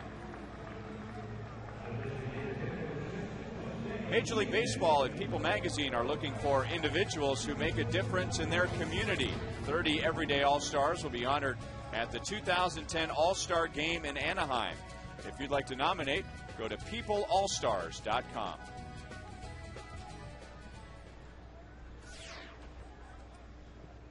Jose Guillen driving in his team-leading 16th run in the 1st inning, and Kevin Slowey has struck him out. Slowey really using his defense in 4 2/3 innings. Only a couple of walks and 2 strikeouts. And why not? Minnesota has only committed 2 errors so far this year. That is belted to deep left field. Delman Young is all the way back, and the Royals have regained the lead. Jose Guillen with his 7th of the year.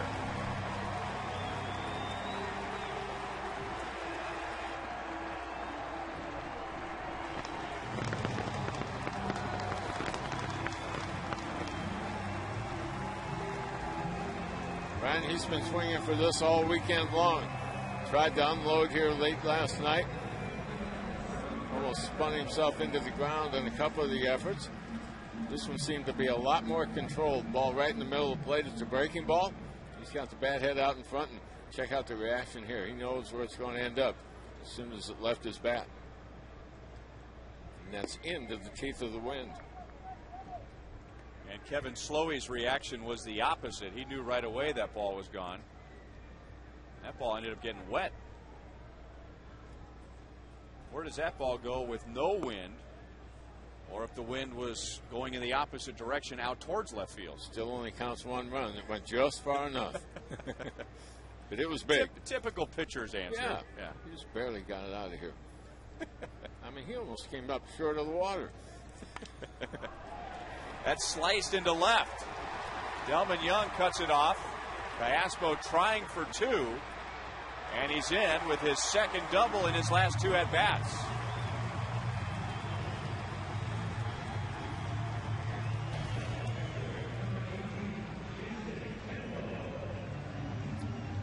Slowy has really only had one easy inning here this afternoon. It was a 1-2-3 third.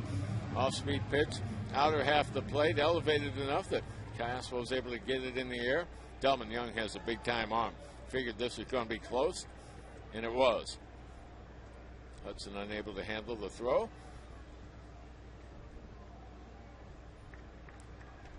So where was that gap power early in his career? Have we decided that yet? I mean, it just doesn't make sense.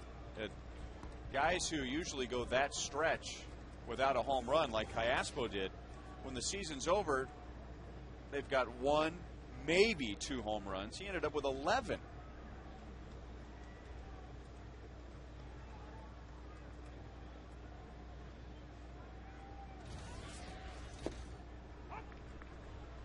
One and one to Kendall. He has popped out to first, grounded back to the mound.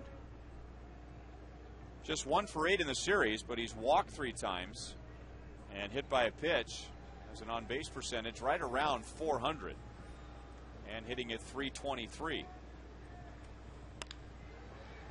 Pulls it to Hardy. In the dirt, Morneau handles it, and that's the inning. Jose Guillen has driven in 2 today, and he's put the Royals back out in front.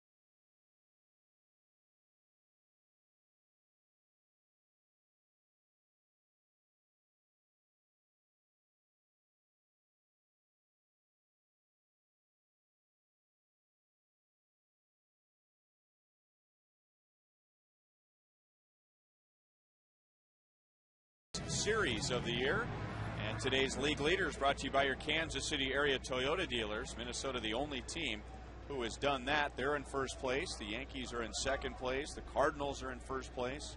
Phillies in first place. Tampa Bay in first place. So those are the teams off to the best starts in 2010. Minnesota has not yet swept a series.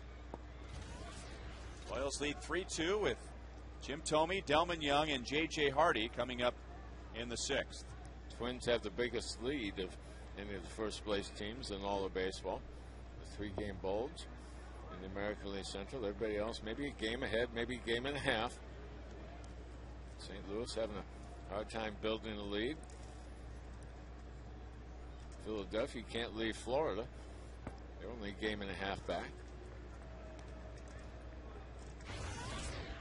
And on the opposite end, it's so early enough where you can be in last place and not be that far out unless you're Baltimore. They're already 11 games out of first place as we complete the 3rd week of the season. That is not what Brian Bannister wanted to do. Royals just handed him back the lead, and a 4-pitch walk to Jim Thome, who walks for the 1,625th time of his career. That's 10th all time.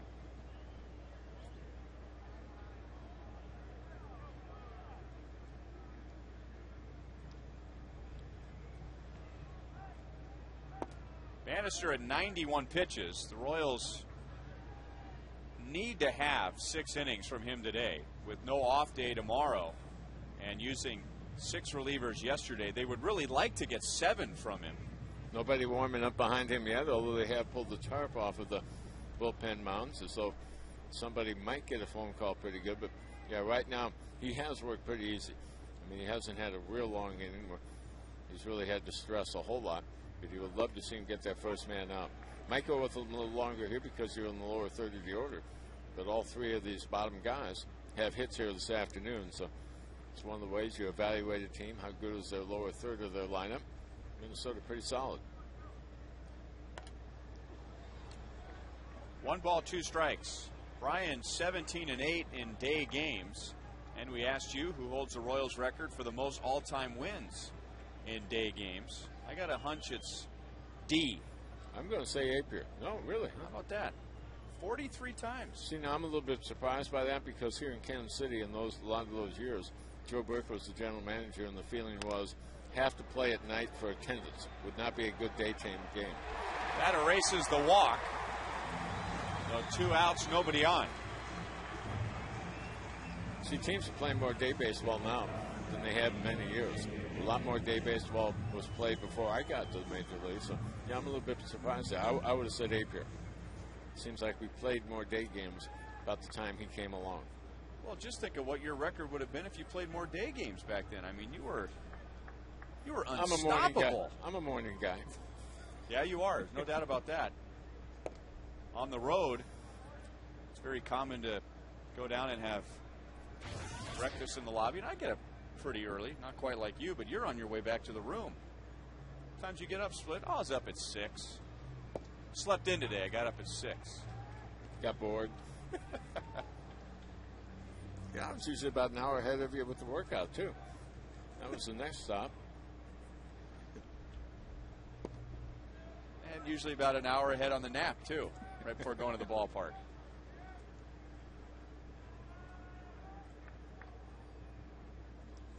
It reminds me of a story of a couple teammates of mine way back early, sneaking into the hotel in Chicago, coming through the kitchen, ran into Bob Lemon.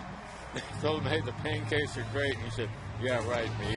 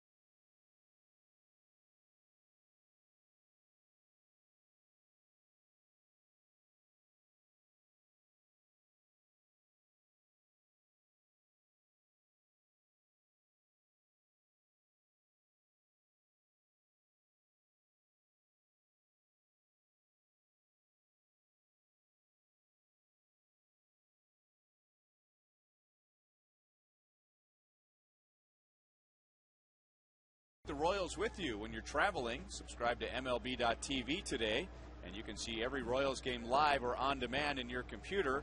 Local in-market blackouts will apply. Visit Royals.com for more details.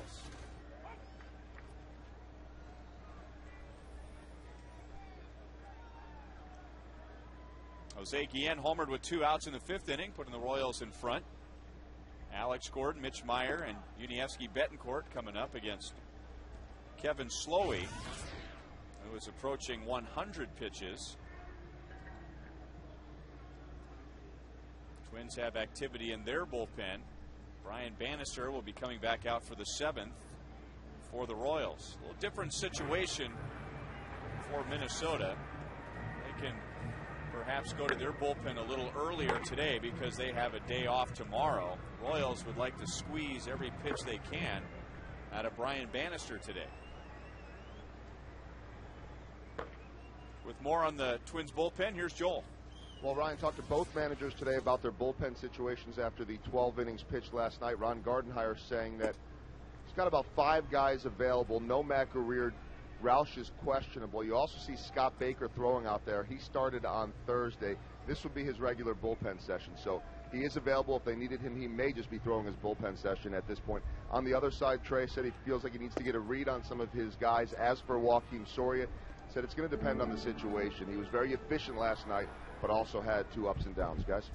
Thanks, Joel. Split, how hard do guys go during their in-between bullpen session?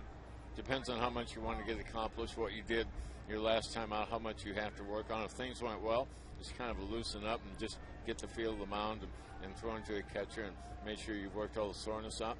Sometimes it can be a workout. My guess is with Baker out there throwing, they said, hey, hold off on your bullpen session till later in the ball game. I mean, if we need you in the 3rd or 4th inning, we may go to you and then adjust after that. But they'll tell you, do your side session, but let's do it later on. Let's see how this ball game slides along. So they're probably feeling pretty good about their normal relievers the rest of the way here today. Now, generally speaking, there are exceptions for every pitcher, but could a guy reasonably on his side day come and throw an inning and it wouldn't affect him for his next start? They would probably push him back a day or so after that, depending on how much you did. But if you're doing the side session, I mean, that's going to be your 2nd or 3rd day. Sometimes in the 5-man rotations, some guys will go to the bullpen twice to work. You know, 2nd day, you get loose, you could do something. Maybe 3rd day, if there's something they want to work on. So, yeah, you could bring him in, you know, for an inning or so and then adjust, especially with the off day. They could flip-flop things a little bit, maybe put another starter in front and bump you back a day or so. My guess right here is that's just a side session that you normally do late in the game. Mitch Meyer hooks it into the corner. Alex Gordon on his way to 3rd base. Dave Owen is going to wave him home. Meyer on his way to 3rd. Royals have a 2-run lead.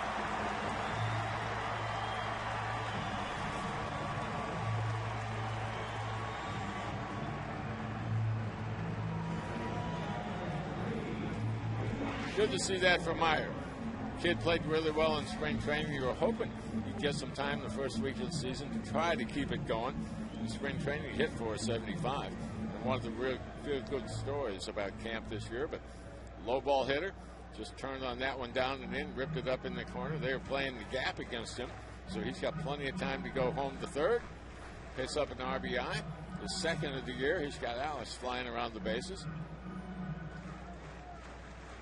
So the left-handed bat's getting it going here in the bottom of the 6th inning. Meyer, a former catcher. He runs well for a former catcher, doesn't he? Now that's one I haven't heard yet. Well, run it by Duke. He'll be here tomorrow. Wake up, Duke. Duke scouts well for a former catcher. Duke in the stands all the time when we're playing a Central Division opponent. That's his responsibility. Sit down there against the Central Division. Anybody else who's in the ballpark, he's up in the general manager's suite. He does run well for a former catcher. A former 3rd baseman, and now a center fielder. Former manager, former broadcaster. No, I was talking about Mitch. Oh, Duke okay. doesn't run well at all anymore.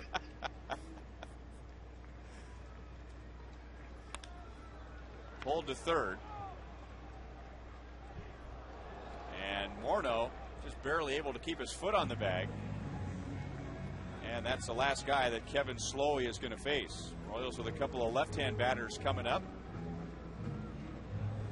And it'll be former Royal Ron Mayhay coming on in our Chevy call to the bullpen. Royals have added a run and lead by 2.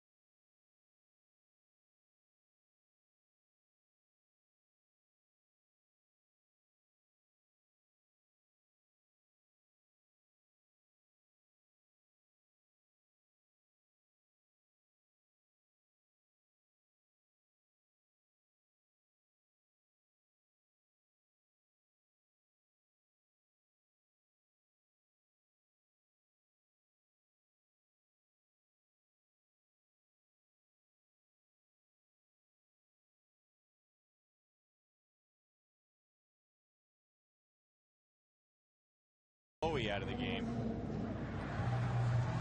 Today's copyrighted telecast is presented by the authority of the Kansas City Royals and may not be reproduced or retransmitted in any form, and the accounts and descriptions of this game may not be disseminated without the express written consent of the Kansas City Royals Baseball Corporation.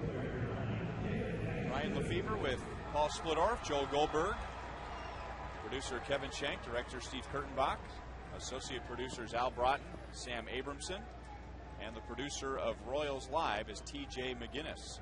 Ron Mayhay, one of a half a dozen relievers used here last night, pitched one inning. He made things happen pretty quick. Got a strikeout, gave a couple hits, got through the inning, and threw just 10 pitches, so he'll be fine here today. Mayhay has a little different role with Minnesota than he did with the Royals. With the Royals, he would be used against left-hand hitters, but not exclusively against left-hand hitters. He would come into situations to face lefties and righties, but more of a situational lefty for the Twins. I remember hearing Ron Gardenhire during the series in Minnesota with the Royals in town. Mayhay had just been called up and was asked by reporters about Mayhay. And one of the first things that Ron Gardenhire said was his ability to get lefties out. He took the place of Jose Majaras, who was a lefty in their pen, one of the solid lefties in their pen that they were thinking about using as one of their closers by committee. But he went DL last week, and Mayhay right back to the big league. Mayhay was left in Fort Myers in extended camp, trying to get him ready for the start of the season, should anything go wrong up here. Mitch Meyer's triple has scored Alex Gordon. Infield in for the Twins. David DeJesus 1 out of 3, although his 2 outs are a line out to left and a fly out to the wall in right center field. Otherwise, he is 7 for 11 in the series. Just missed hitting for the cycle last night, although he has hit for the cycle in the series. He homered inside the park on Friday. Blocked by Maurer, 3 balls, 2 strikes. I was a little surprised. I asked David before the game, have you ever hit for the cycle before? And he laughed and said no. And I said, no, not in the big leagues. I mean, ever. He said no. High school, college, minor leagues. And he even said that he can't remember where he had taken care of 3 of the 4 hits before. Never even come close before last night. Left field, Delman Young with the good arm. Meyer, good speed. And Meyer not going anywhere. Pretty good decision.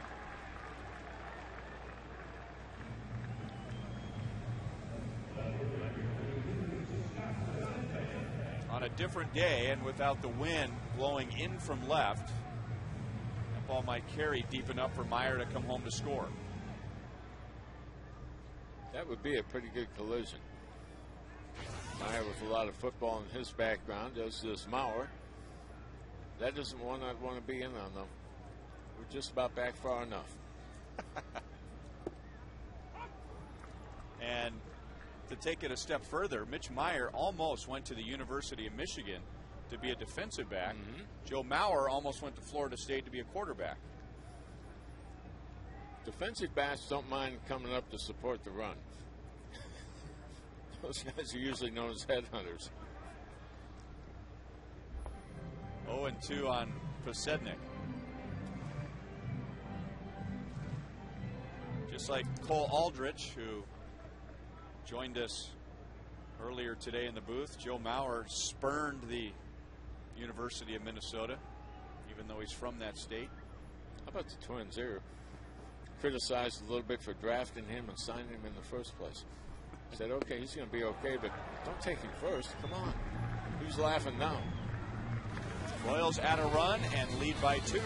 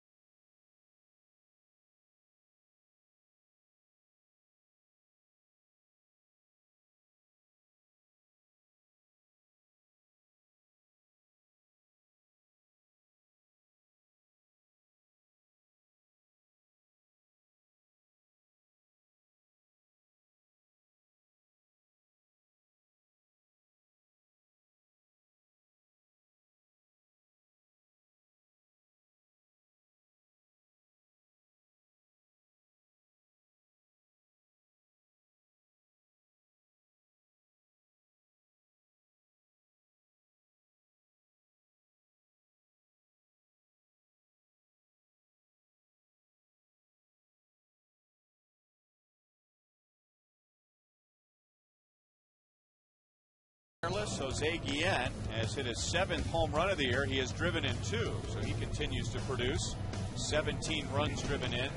Justin Morneau with his 12th career home run at Kauffman Stadium, his 20th in his career against the Royals. And Brian Bannister trying to give the Royals 7 innings after using 6 relievers last night. And he'll face the 9, 1, and 2 hitters. Brian's next pitch will be number 100. And that is a new season high. He threw 99 against the Blue Jays on Monday. So this is the first time this year he has hit triple digits in pitch count. Royals really would like to get 7 innings out of him. And Brian Bannister would like to have a 1-2-3 inning. That means you don't have to face Mauer or Morneau. Save them for the 8th. Yeah, you'd love to have the 7 innings, but don't give up the lead. I don't think you leave him in a position where you could give up the lead. But I think from this point on, any out he gets you is a plus. That's something else you don't have to have out of your bullpen. But you'd love to have the 7. Whoever you bring in gets a fresh start on an inning. Bannister looks like he has some left. Still down in the zone a lot. Got in pretty good there. I'm going to say that Harris was hit by the pitch, or no foul ball, hit by the pitch. Jason Kendall thinks it's a foul ball. Trey Hillman thinks it's a foul ball.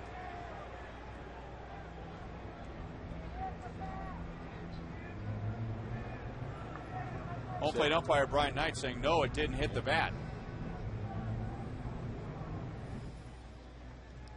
The sound sounded like wood, although the hand will sound like wood. Huh.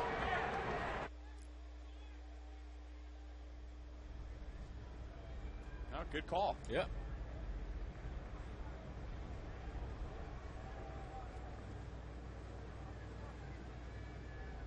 So leadoff man on, and now Denard Span lifts it to left. Posednik there for the first out. Denard Span is 0 for 4 and just 2 for 14 in the series.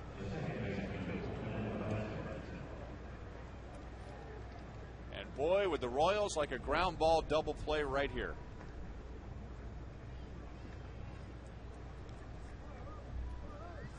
Twins with 2 runs, 8 hits. And they've spread those hits out. Everyone with 1, with the exception of Denard Span. And Hudson has grounded into a couple double plays already this year. 4 leads their team. He has 2. Hudson's single in the 5th gives him a 10-game hitting streak.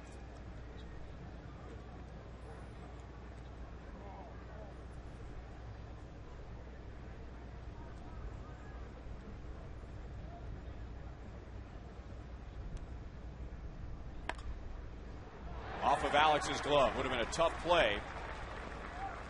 So no double play. Instead, a base hit for Hudson, his 2nd, and that means Mauer comes up, representing the potential go-ahead run. Well, they're trying to pitch down and trying to pitch away from Hudson. That ball looks to be off the plate, and Foxtrot tells us that it is. And Alex has no chance to play a hop right here. That's the hot corner, and you play the hop that you get. Gave it a shot because it was the glove side. And now Trey Hillman will play the percentages. He'll go to the bullpen to get a lefty to face Joe Mauer. Dusty Hughes in.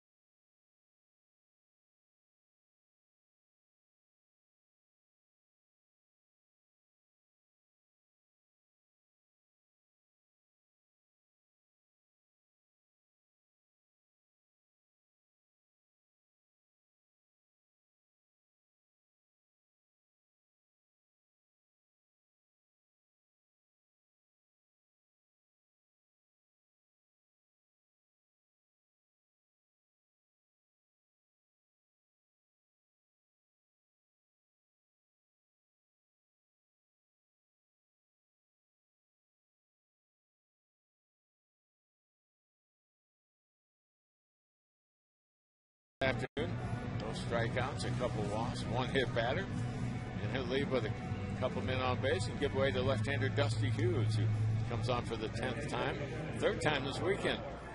0-1 record, 5.63 ERA, holding the opponents down to 185 batting average.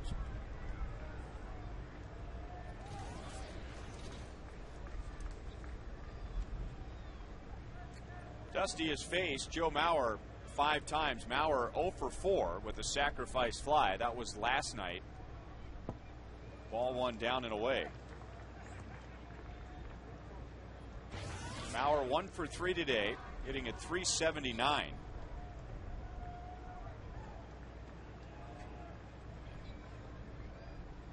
Right at .500 in the series, 7 out of 14. He has Harris at second, Hudson at first. That's off the left field line and into the seats. 1 ball, 1 strike.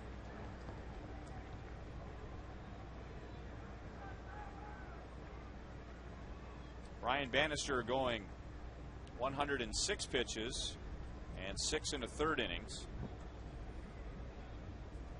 But now it's in the hands of the bullpen.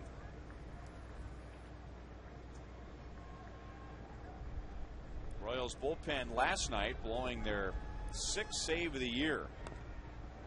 And Hughes ahead, 1 ball, 2 strikes. Pretty good breaking ball right there. Start it in the middle of the plate, get it to the outside corner, see if you can get Mauer to roll over the top of one, get a ground ball. It's way out in front, just barely got a piece of it.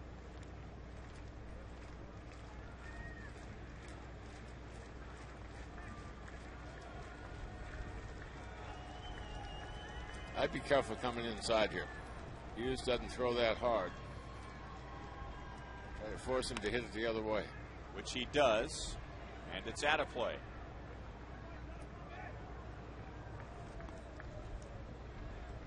Let's see, Mauer's hits in the series. He has 7. A double to left, a triple to left, a single to left center, a double to left center, a single to center, a single to center, and a single to center. So he has not challenged right field or right center, or the Royals haven't allowed him to hit the ball in that direction. They got it in his knuckles one time here last night, really tied him up. But other than that, they really haven't gone inside much. And I'm not sure this is the time you'd want to try it when you look at the risk and possible reward. Whatever you do, keep the ball down. Keep the ball somewhere near the knees.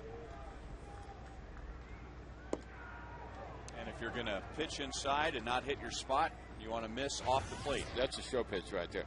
That pitch right there is to set up something else. Well, even all season, he hasn't had many base hits to right field. It's not because he has a slow bat. You can For forget sure. that.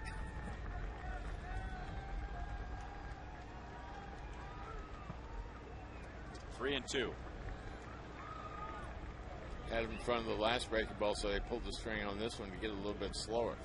Hitters will even time the breaking ball so they can sit on it and drive it, but if you pull the string on it, and most pitchers can usually do that, take a little bit off so it gives you a chance to throw a strike.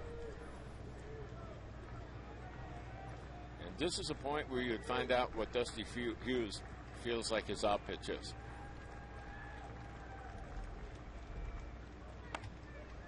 Chance for 2. Out at second, or is it dropped? Nope, second time today that Callaspo in transition has lost the ball, but the out is recorded at second base. So first and third, 2 down. We'll take another look right here, but I don't think Betancourt gave Callaspo a very good pitch there, a ball to handle. See how that ball floats, kind of hangs up there? I think the second baseman wants it firm, somewhere near the belt and the letters, so he can get that ball and make a move. See how Callaspo is already coming across the bag? Royals are lucky they didn't get called with not touching up at second base, but that ball kind of hung up, kind of floated to Callaspo and kind of took him out of position to turn 2. So that means Justin Morneau gets to bat and fouls the first pitch away. Morneau 0 for 1 against Dusty Hughes last night and flied out against him in the game on Friday.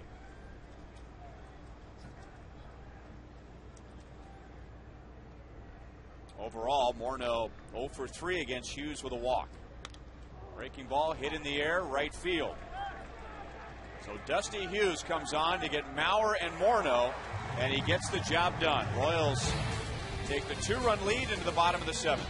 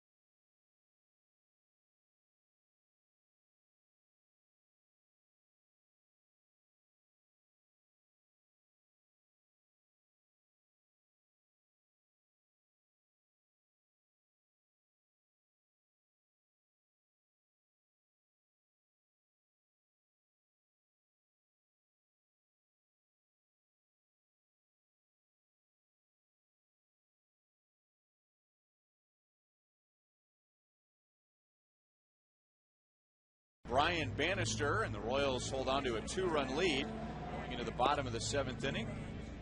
Brian Bannister with a chance to win his first game if the bullpen hangs on. Panera takes us around the American League, and Baltimore sure needs a win. They're just 2-16. Boston is 8-10. Baltimore's lost 5 in a row. Tampa Bay wins again as David Price, the former first-round pick, gets his first Major League shutout. The Rays are 14-5.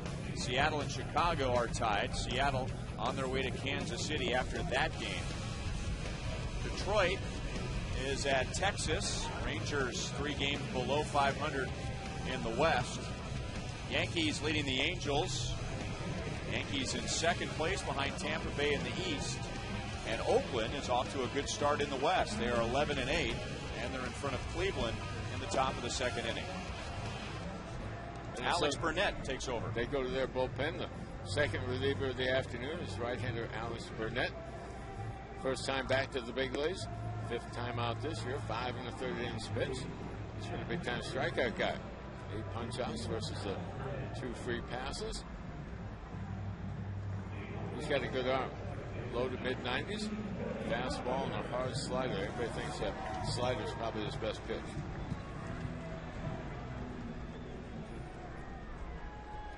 Royals will send up Billy Butler, Jose Guillen, and Alberto Callaspo.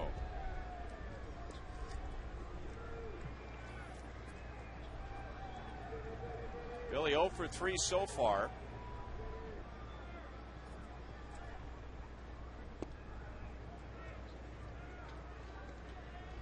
A line out, a ground out, and a fly out. So Butler, Kendall, and Gordon without hits. Otherwise, the Royals with 8. 2 balls and no strikes. Kevin Slowey gave up the 4 runs in 5 1/3. And then Ron Mayhay finished off the 6th inning for Slowey.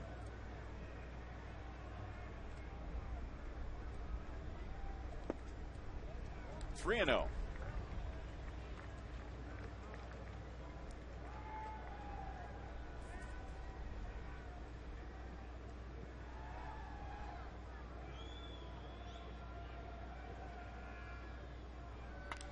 Swinging on 3-0, and Billy lines it to right.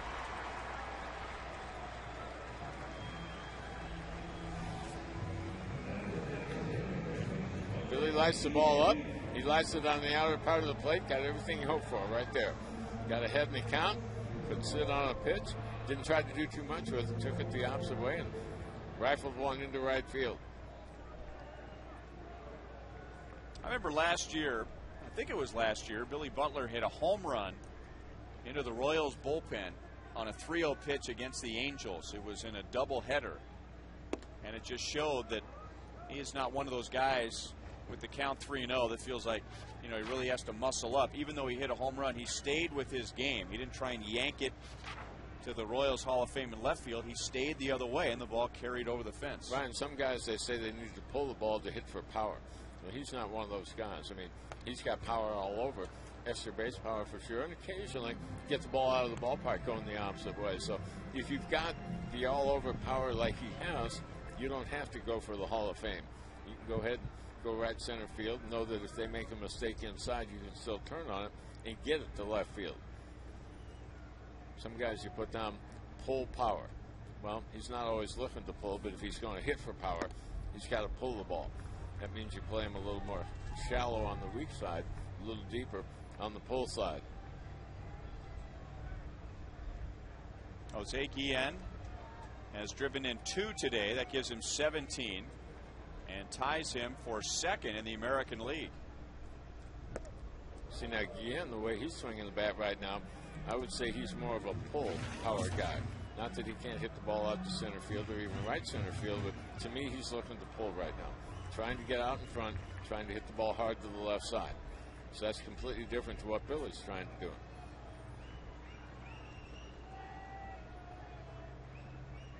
Having all of his home runs been to center field on over to straightaway left. The last one sure was. It's still bobbing out there between the advertising signs.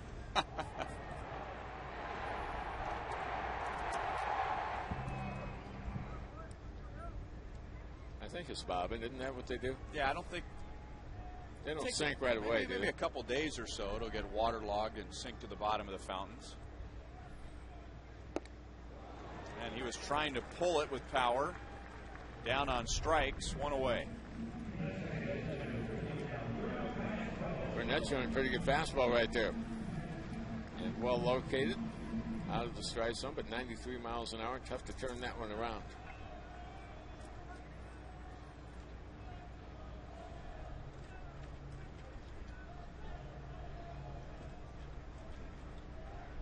A 2-double game for Alberto Callaspo.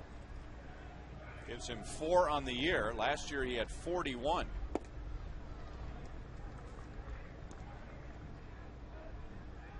Shaking his head at himself that he missed that first pitch from Alex Burnett.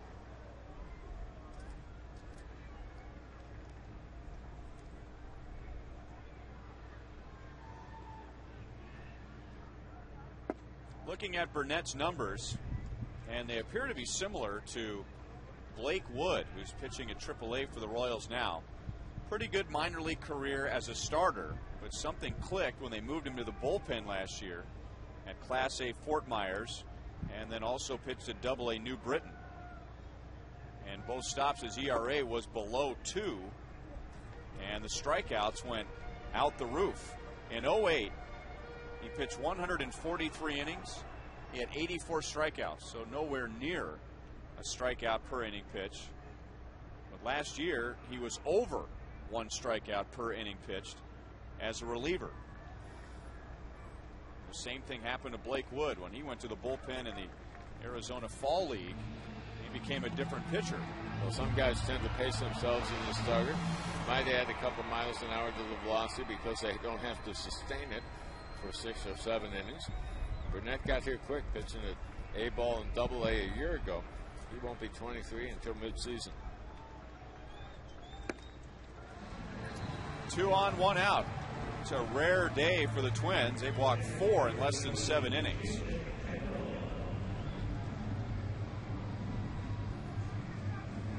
Well, Rick Anderson will get on the phone with the bullpen. Nobody warming up at the moment. And Joe Mauer will go out to the mound and slow things up. And now Rick Anderson will join in on the conversation.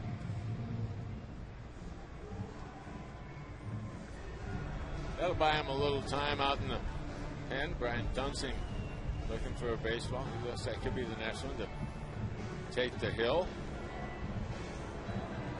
Twins' mindset right now, if they're going to come back in this ball game, really can't afford to give up any more runs here in the bottom of the seventh. They're down to the last half a dozen outs, so getting late for them.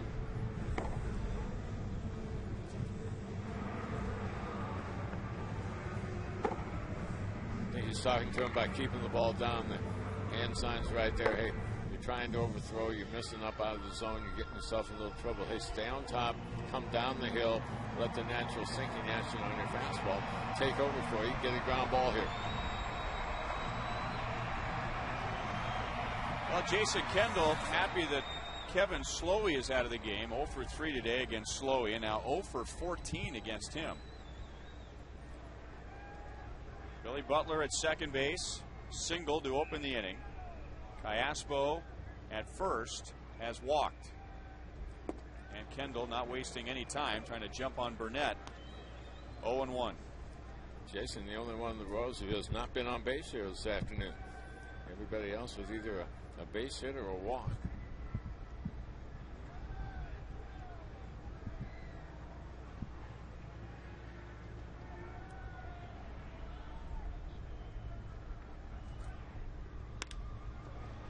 Pulled to short. Hardy to Hudson to Morneau. So Burnett gets a double play to get out of the seventh inning. Royals lead 4-2.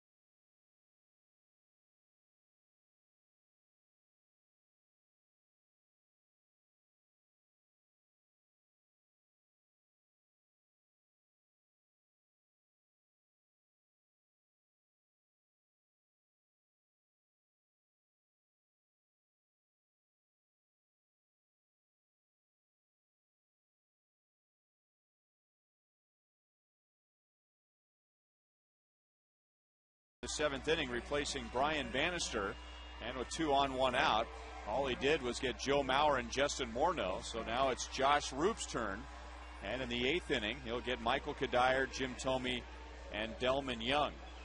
Josh Roop, effective here last night, went an inning and a third, gave a walk, also had a strikeout. How about appearance number 6 for him? He's been with the team about a week and a half.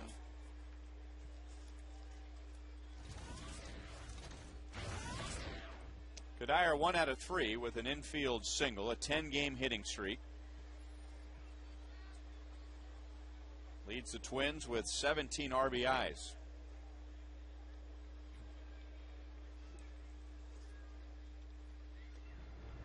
Good sink on that fastball at 95 miles an hour.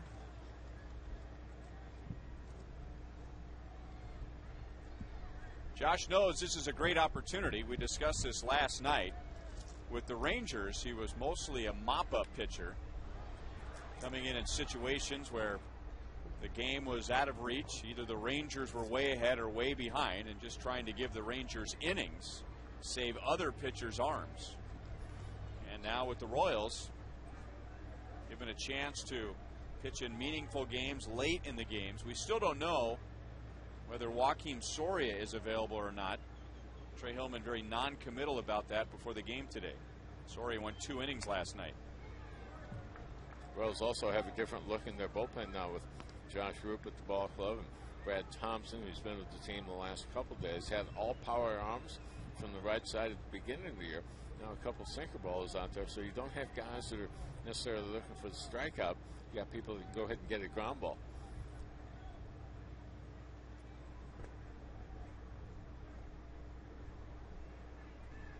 Start of the season, you match up the velocity the Royals had in their bullpen, you can match up with about anybody. Detroit has a bunch of hard throwers coming out of their pen. Kadire down on strikes. Royals didn't have anybody with the 99 to 100 like Joel Zamaya and others, but they had a bunch of mid-90s. There's that sinking fastball. Kadire swinging over the top, so it's not just good for ground balls. Get enough movement. Get somebody swinging one out of the zone. You can get outs that way.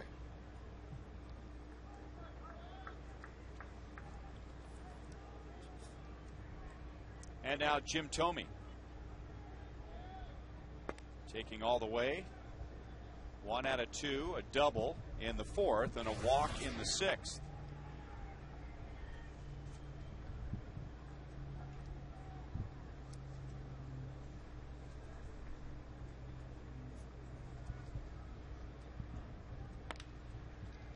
Right to Betancourt. Royals had him set up perfectly. 2 down.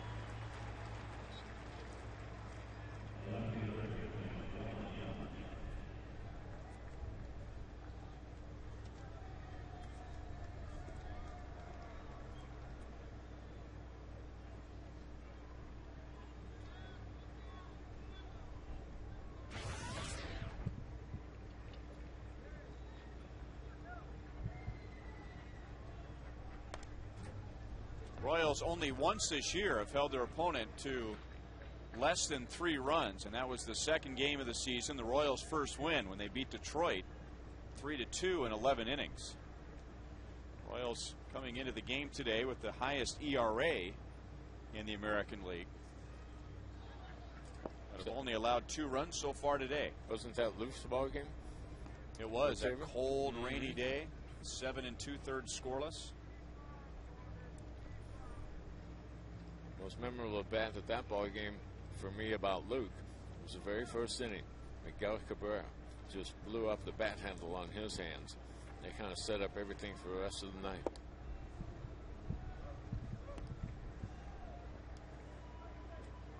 Delman Young 1 for 3.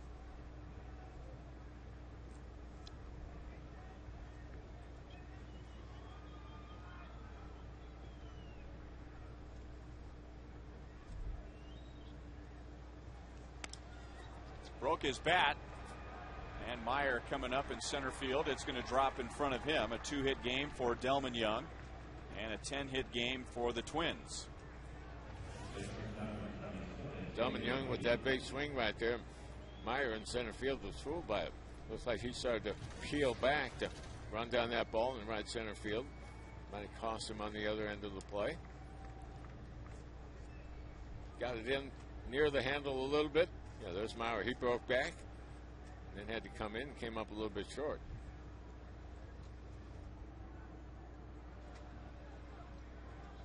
And now J.J. Hardy. This would be a big step forward for the Royals if they can hang on today, keeping Minnesota to under 3 runs. By scoring 2 today, the Twins have scored exactly 100 runs this year, and they're only the 3rd team in all of baseball to accomplish that. I'm going to say Philadelphia was first and Tampa Bay was second. Close. Philadelphia had like 40 runs the first 4 days. Philadelphia will probably go over 100 at some point today, but Los Angeles in the National League with 103 runs, and Tampa Bay with 107 in the American League, and now the Twins with 100 runs. So I got 50%? Yeah. Just like in school. That's pretty.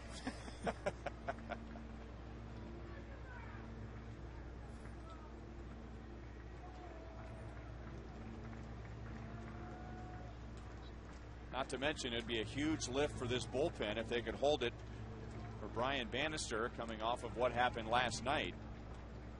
So we'll have to wait and see if Soria is available for the 9th. You know, Ryan, I agree with you, but I think it's a big time lift for this whole ball club because that happened to the whole club. You know, the bullpen obviously a big part of it, but the defense, it seemed like every time there was a miscue, Minnesota was able to capitalize on that. But that was the entire ball club. They were all cold, they were all wet. They all walked off the field with a loss here last night after a tough night. 3-2 on Hardy, and all add the offense to it. You look at 18 hits and you figure, well, that's a big night on offense. Well, 18 hits over 12 innings and opportunities to win the game in the 10th and the 11th innings. It's kind of been the MO of this ball club over the last few years. It seems like when things get the toughest and they can go ahead and pack it in, kind of take a day or two off and not really compete, they've always come back out and played a pretty good game the next day when it seemed like maybe they weren't going to do that. So 2 outs, nobody on, a single, and now a walk. 2 on. Brendan Harris is the scheduled hitter, but Ron Gardenhire is going to go to his bench and bring on Jason Kubel, a left-hand hitter. And Bob McClure is going to go out and talk about Kubel with Roop, Kendall, and now the entire Royals infield. Royals could play the matchup game if they chose to right here because they do have 3 left-handers in the pen. Of course, they've already used Hughes from the left side, but still have 2 more out there. They'll like to stay with Roop, even though it would be a left-handed hitter standing in. There have been times over the last few years where there hasn't been lefty one in that bullpen, and you had a right-hander in a situation where you really didn't want to have him, but you didn't have another option. At least at this point, the Royals do have some other possibilities.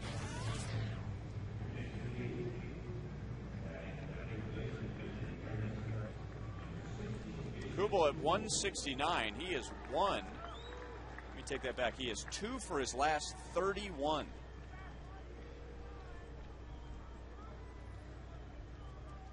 So you can look at it as a pretty reliable out here, the way he's swinging the bat, or someone who's due to break out of it. You know, Twins are hoping that he's due. Here's a guy who hit 300 a season ago. First time that he's hit 300 in a full season. So how much pressure is on him to try to bounce back this year, trying to be another 300 hitter? In his case, I don't think it's all about average. I think it's about the ability to come out, get good at bats, hit the ball for power. 28 home runs a season ago. Better than 100 RBIs. That's a few ticks up from what he did in 08, but it's not just about average with him, but got to wonder if he's feeling a little pressure trying to get off to too good a start. Delman Young moves up to third base. For a second, it looked like Jason Kendall might have a shot to throw him out.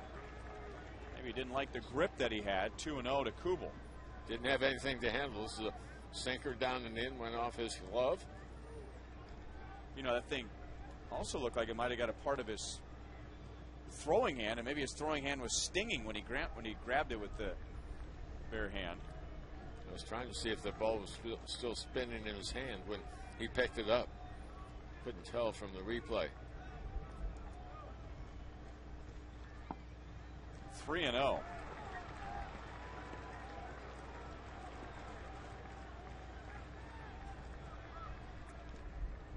And now Brad Thompson just starts to warm up behind Roop.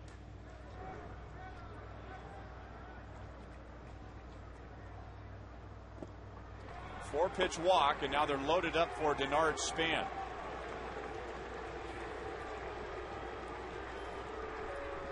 Right now, Minnesota is thinking, game on. This is their opportunity to get back into it. Got a sinker baller out there that is missing down out of the strike zone.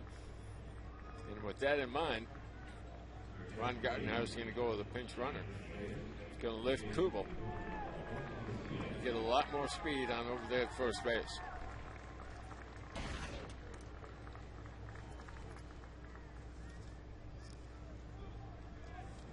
AT KCA, who came on late in the ball game here last night. So Gardenhire thinking extra base hit right here. If they get one, they want to get that runner home from first. That would be runner number 5. Not the one we want to see. No. Just leave him planted at first base. Denard Span just 2 out of 14 in this series.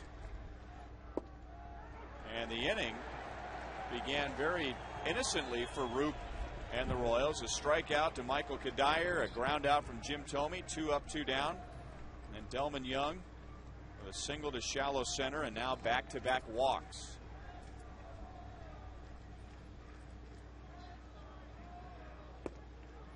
One ball, one strike.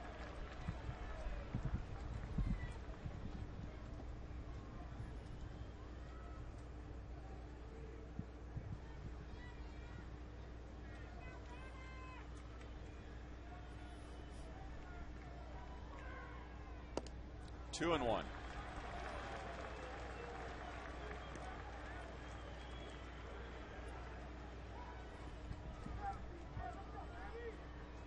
Trey Hillman just searching for a reliable arm other than Joakim Soria that he can point to in innings 6, 7, and 8. Everyone has been given a chance. Got him to chase one down. Billy Butler up with it to the bag. Roop and the Royals are out of the 8th. Minnesota Twins have stranded 5 in the last 2 innings.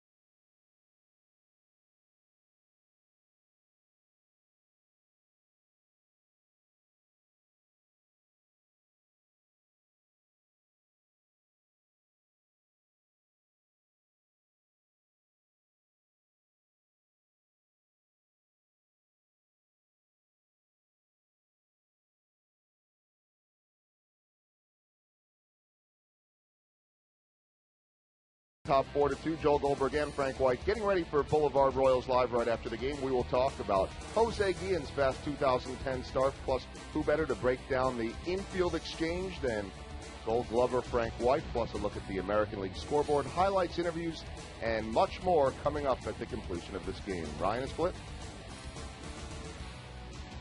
All right, thank you, Joel.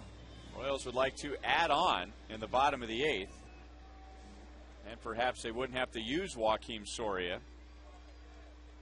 KCA stays in and plays third base. Royals by 2, and here in the bottom of the 8th, Alex Gordon, Mitch Meyer, and Yuniesky Betancourt. Alex has walked twice today, and he has scored a run.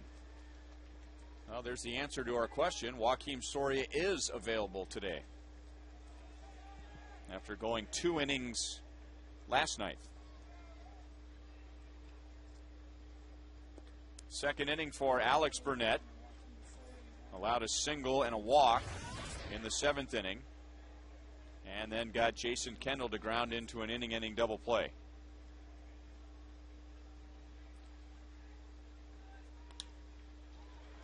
To the hole. Hudson flags it down. Morneau picks it out of the dirt. So Orlando Hudson flashes his Gold Glove and gets Alex Gordon for the first out. That's why they got him. They wanted his bat for the top part of the batting order. They didn't get a whole lot of offense out of that position a year ago. And as you say, Ryan, that's what a Gold Glove looks like at that position. How about the angle that he took? Giving ground, that buys him a little more time. He knows the ball wasn't hit all that sharply. He had time to take a little deeper run to it and still make that play. Ball one to Mitch Meyer. Drove in a run with a triple in the 6th inning.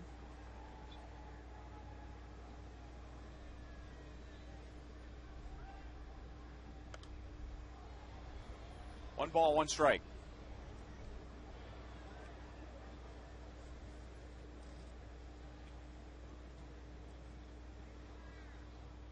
Royals with single runs in the 1st, 4th, 5th, and 6th innings. Minnesota hasn't scored since they got 2 in the 2nd.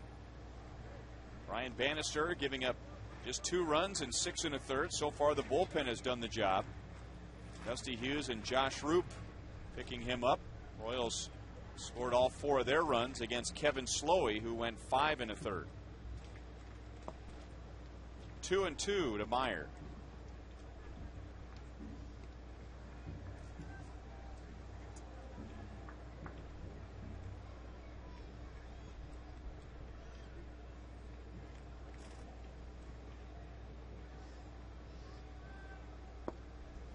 Full count. We're seeing more breaking balls out of Burnett here in this inning. Curveball to go along with his slider.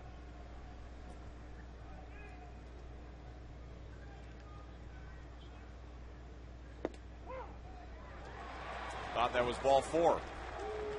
So Mitch shaking his head as he goes back to the dugout. Burnett strikes out his second. Here's today's Chevrolet play of the game. We go back to the 5th inning. Jose Guillen jumping all over a fastball and driving it to the water and left. As I like to say, a no-doubter.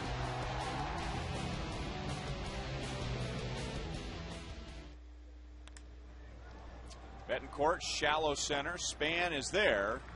And that's the inning. Royals down in order. Minnesota coming up in the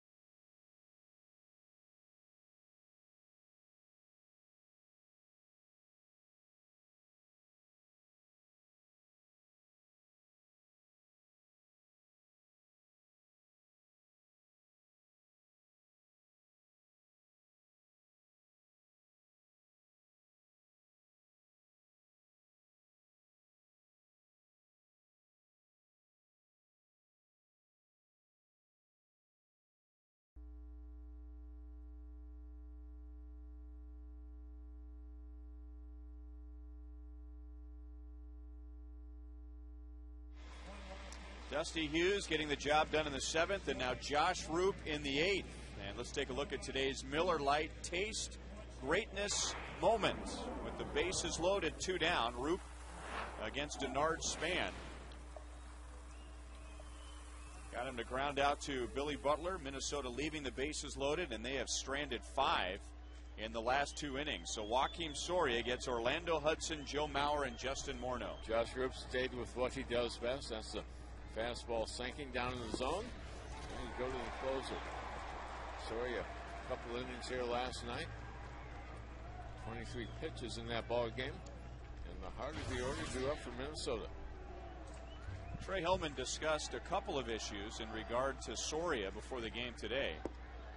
2 innings. So how did he view those 2 innings as far as his availability today? Well, you mentioned the 23 pitches, so he was efficient in the 2 innings. But the concern for Trey were the 2 up and downs, all the pitches that he needed to get warmed up for those 2 innings.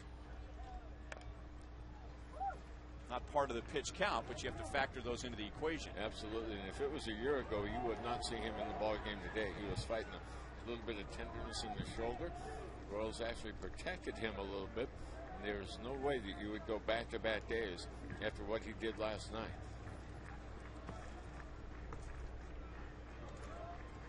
Trey Hillman said, you know, with the 4 outs, that's okay. I really don't want to do a whole lot more than that.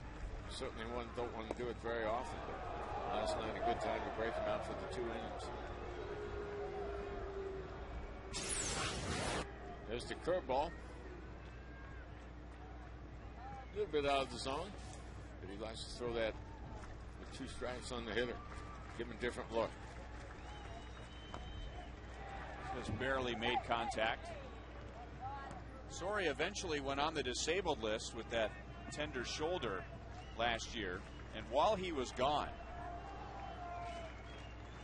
which lasted 39 games where he was either on the DL or not available, the Royals had 1 save from May the 8th until June the 21st. No swing, and the count is 3-2. Pitch is awful close to the outside corner, drifting away. Hudson strong enough to pull that bat head back. The Royals sent 3 players to the World Baseball Classic last year. 2 of them came back hurt. Tien was the only one that didn't. And Canada went out of the tournament early. That might have had something to do with it. But Aviles came back hurt. Soria came back hurt. And that really hurt the Royals. The player of the year before, and Mike Aviles hitting .325, and an all-star closer in Soria. So that's a big out, because the best that Joe Mauer can do now is make it a 1-run game. Mauer 1 for 4 today with a 3rd inning single. Royals really wanted to have Tien in spring training because he had a position change going. They wanted to try him at second base. He is playing third for Team Canada. Mauer singled against Soria in the 9th inning. Twins didn't turn that into a run. And Mauer has done very well against Joaquim. He is 5 out of 10. But who doesn't he do well against? Jammed in, but a wide hole on the right side. Callaspo was guarding the middle. So Morneau comes up, representing the tying run.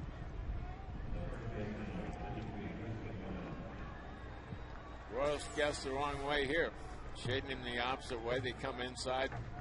Well, that's a great location on that pitch. Get it in on the hands, not hit hard. Couldn't be a more routine to straight up second base. So you're not playing straight up at that position. So Mauer has done well against Soria. Justin Morneau has not. Popped out last night, and he is just 1 for 13 against the Royals closer. Drilled into deep left center field. So Mauer coming around to third to score, and Morneau is into second. It's a 1-run game.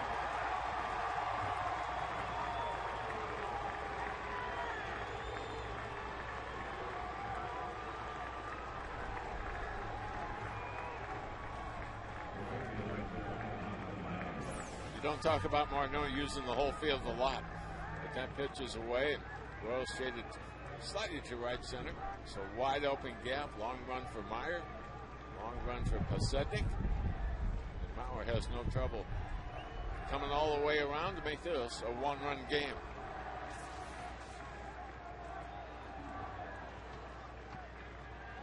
And now the Twins' leading RBI man, Michael Kadire, who has driven in 17, none today. He struck out against Soria last night, so he's had big problems with Joaquim. 1 for 9, and only 3 times he's been able to put the ball in play. Fastball at 95. So Soria running it up there a few miles an hour past his norm, usually anywhere from 90 to 92. Kadire adjusting his swing right there, Ryan, as a guy who has had trouble with Soria. Really cut it down, tried to guide that ball into right field.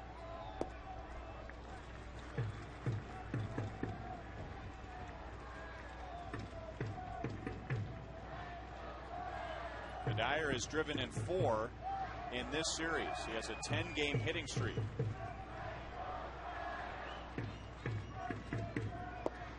I'd like to have that pitch back. Soria evens a count at 2-2.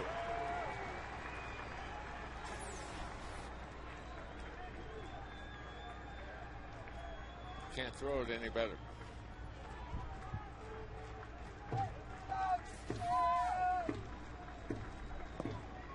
Wow. Soria reacting. Thought that pitch was a strike. Kind of flinched, expecting the home plate umpire to ring him up. Well, there's no question about it. It is on the plate. Is it high enough?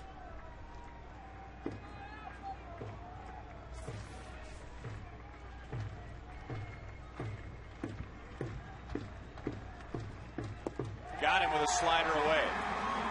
He has so many weapons. Fastball with all that life, the big curveball, the changeup, and he breaks out the slider on Kadire. And we don't see the slider very often. And Kadire took a swing at it like he hasn't seen it at all.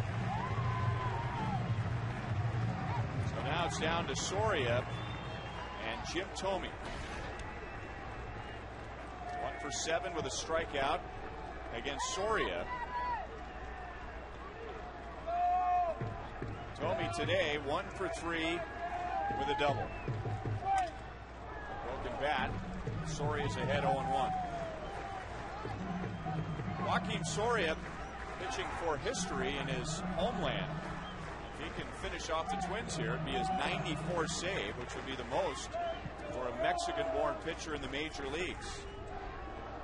Tied right now with Aurelio Lopez, who also played for the Royals.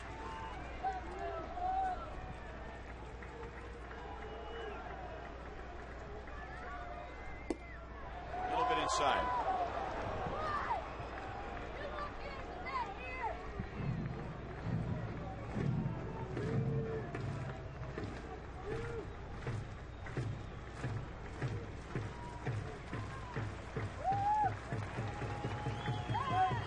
Contact there. They start out inside to Thome. See if they stay that way. Went right after him. 1 ball, 2 strikes. Nothing fancy about it. Big time power hitter. Go ahead and give him the fastball, but you better locate it. Come back with the same pitch. You're going to put it right there. I still think eventually you end up going away.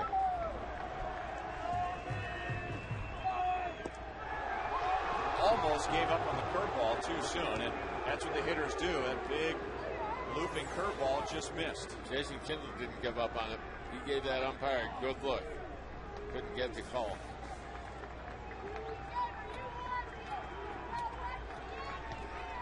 Morneau at second base with 2 outs. Still 2 balls, 2 strikes.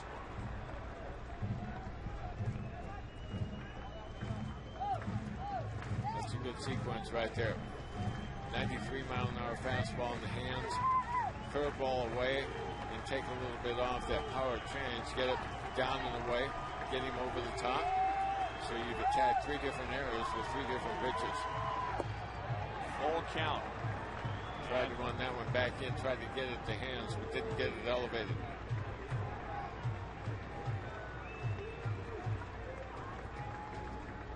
Last year, Soria didn't pitch any days after going 2 innings.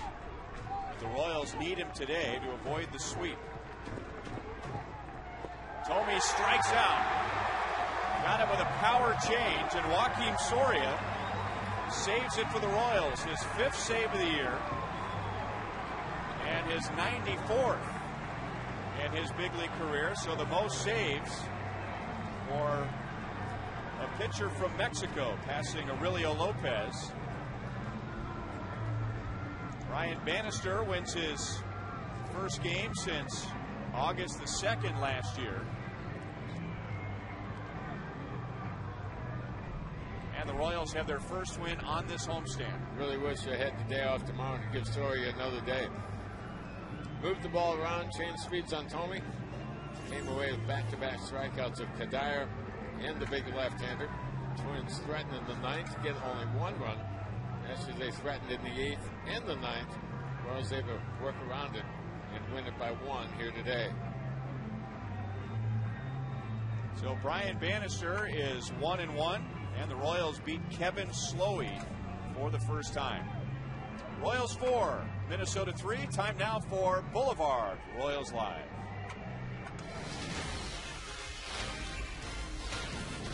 This is the Royals Live postgame.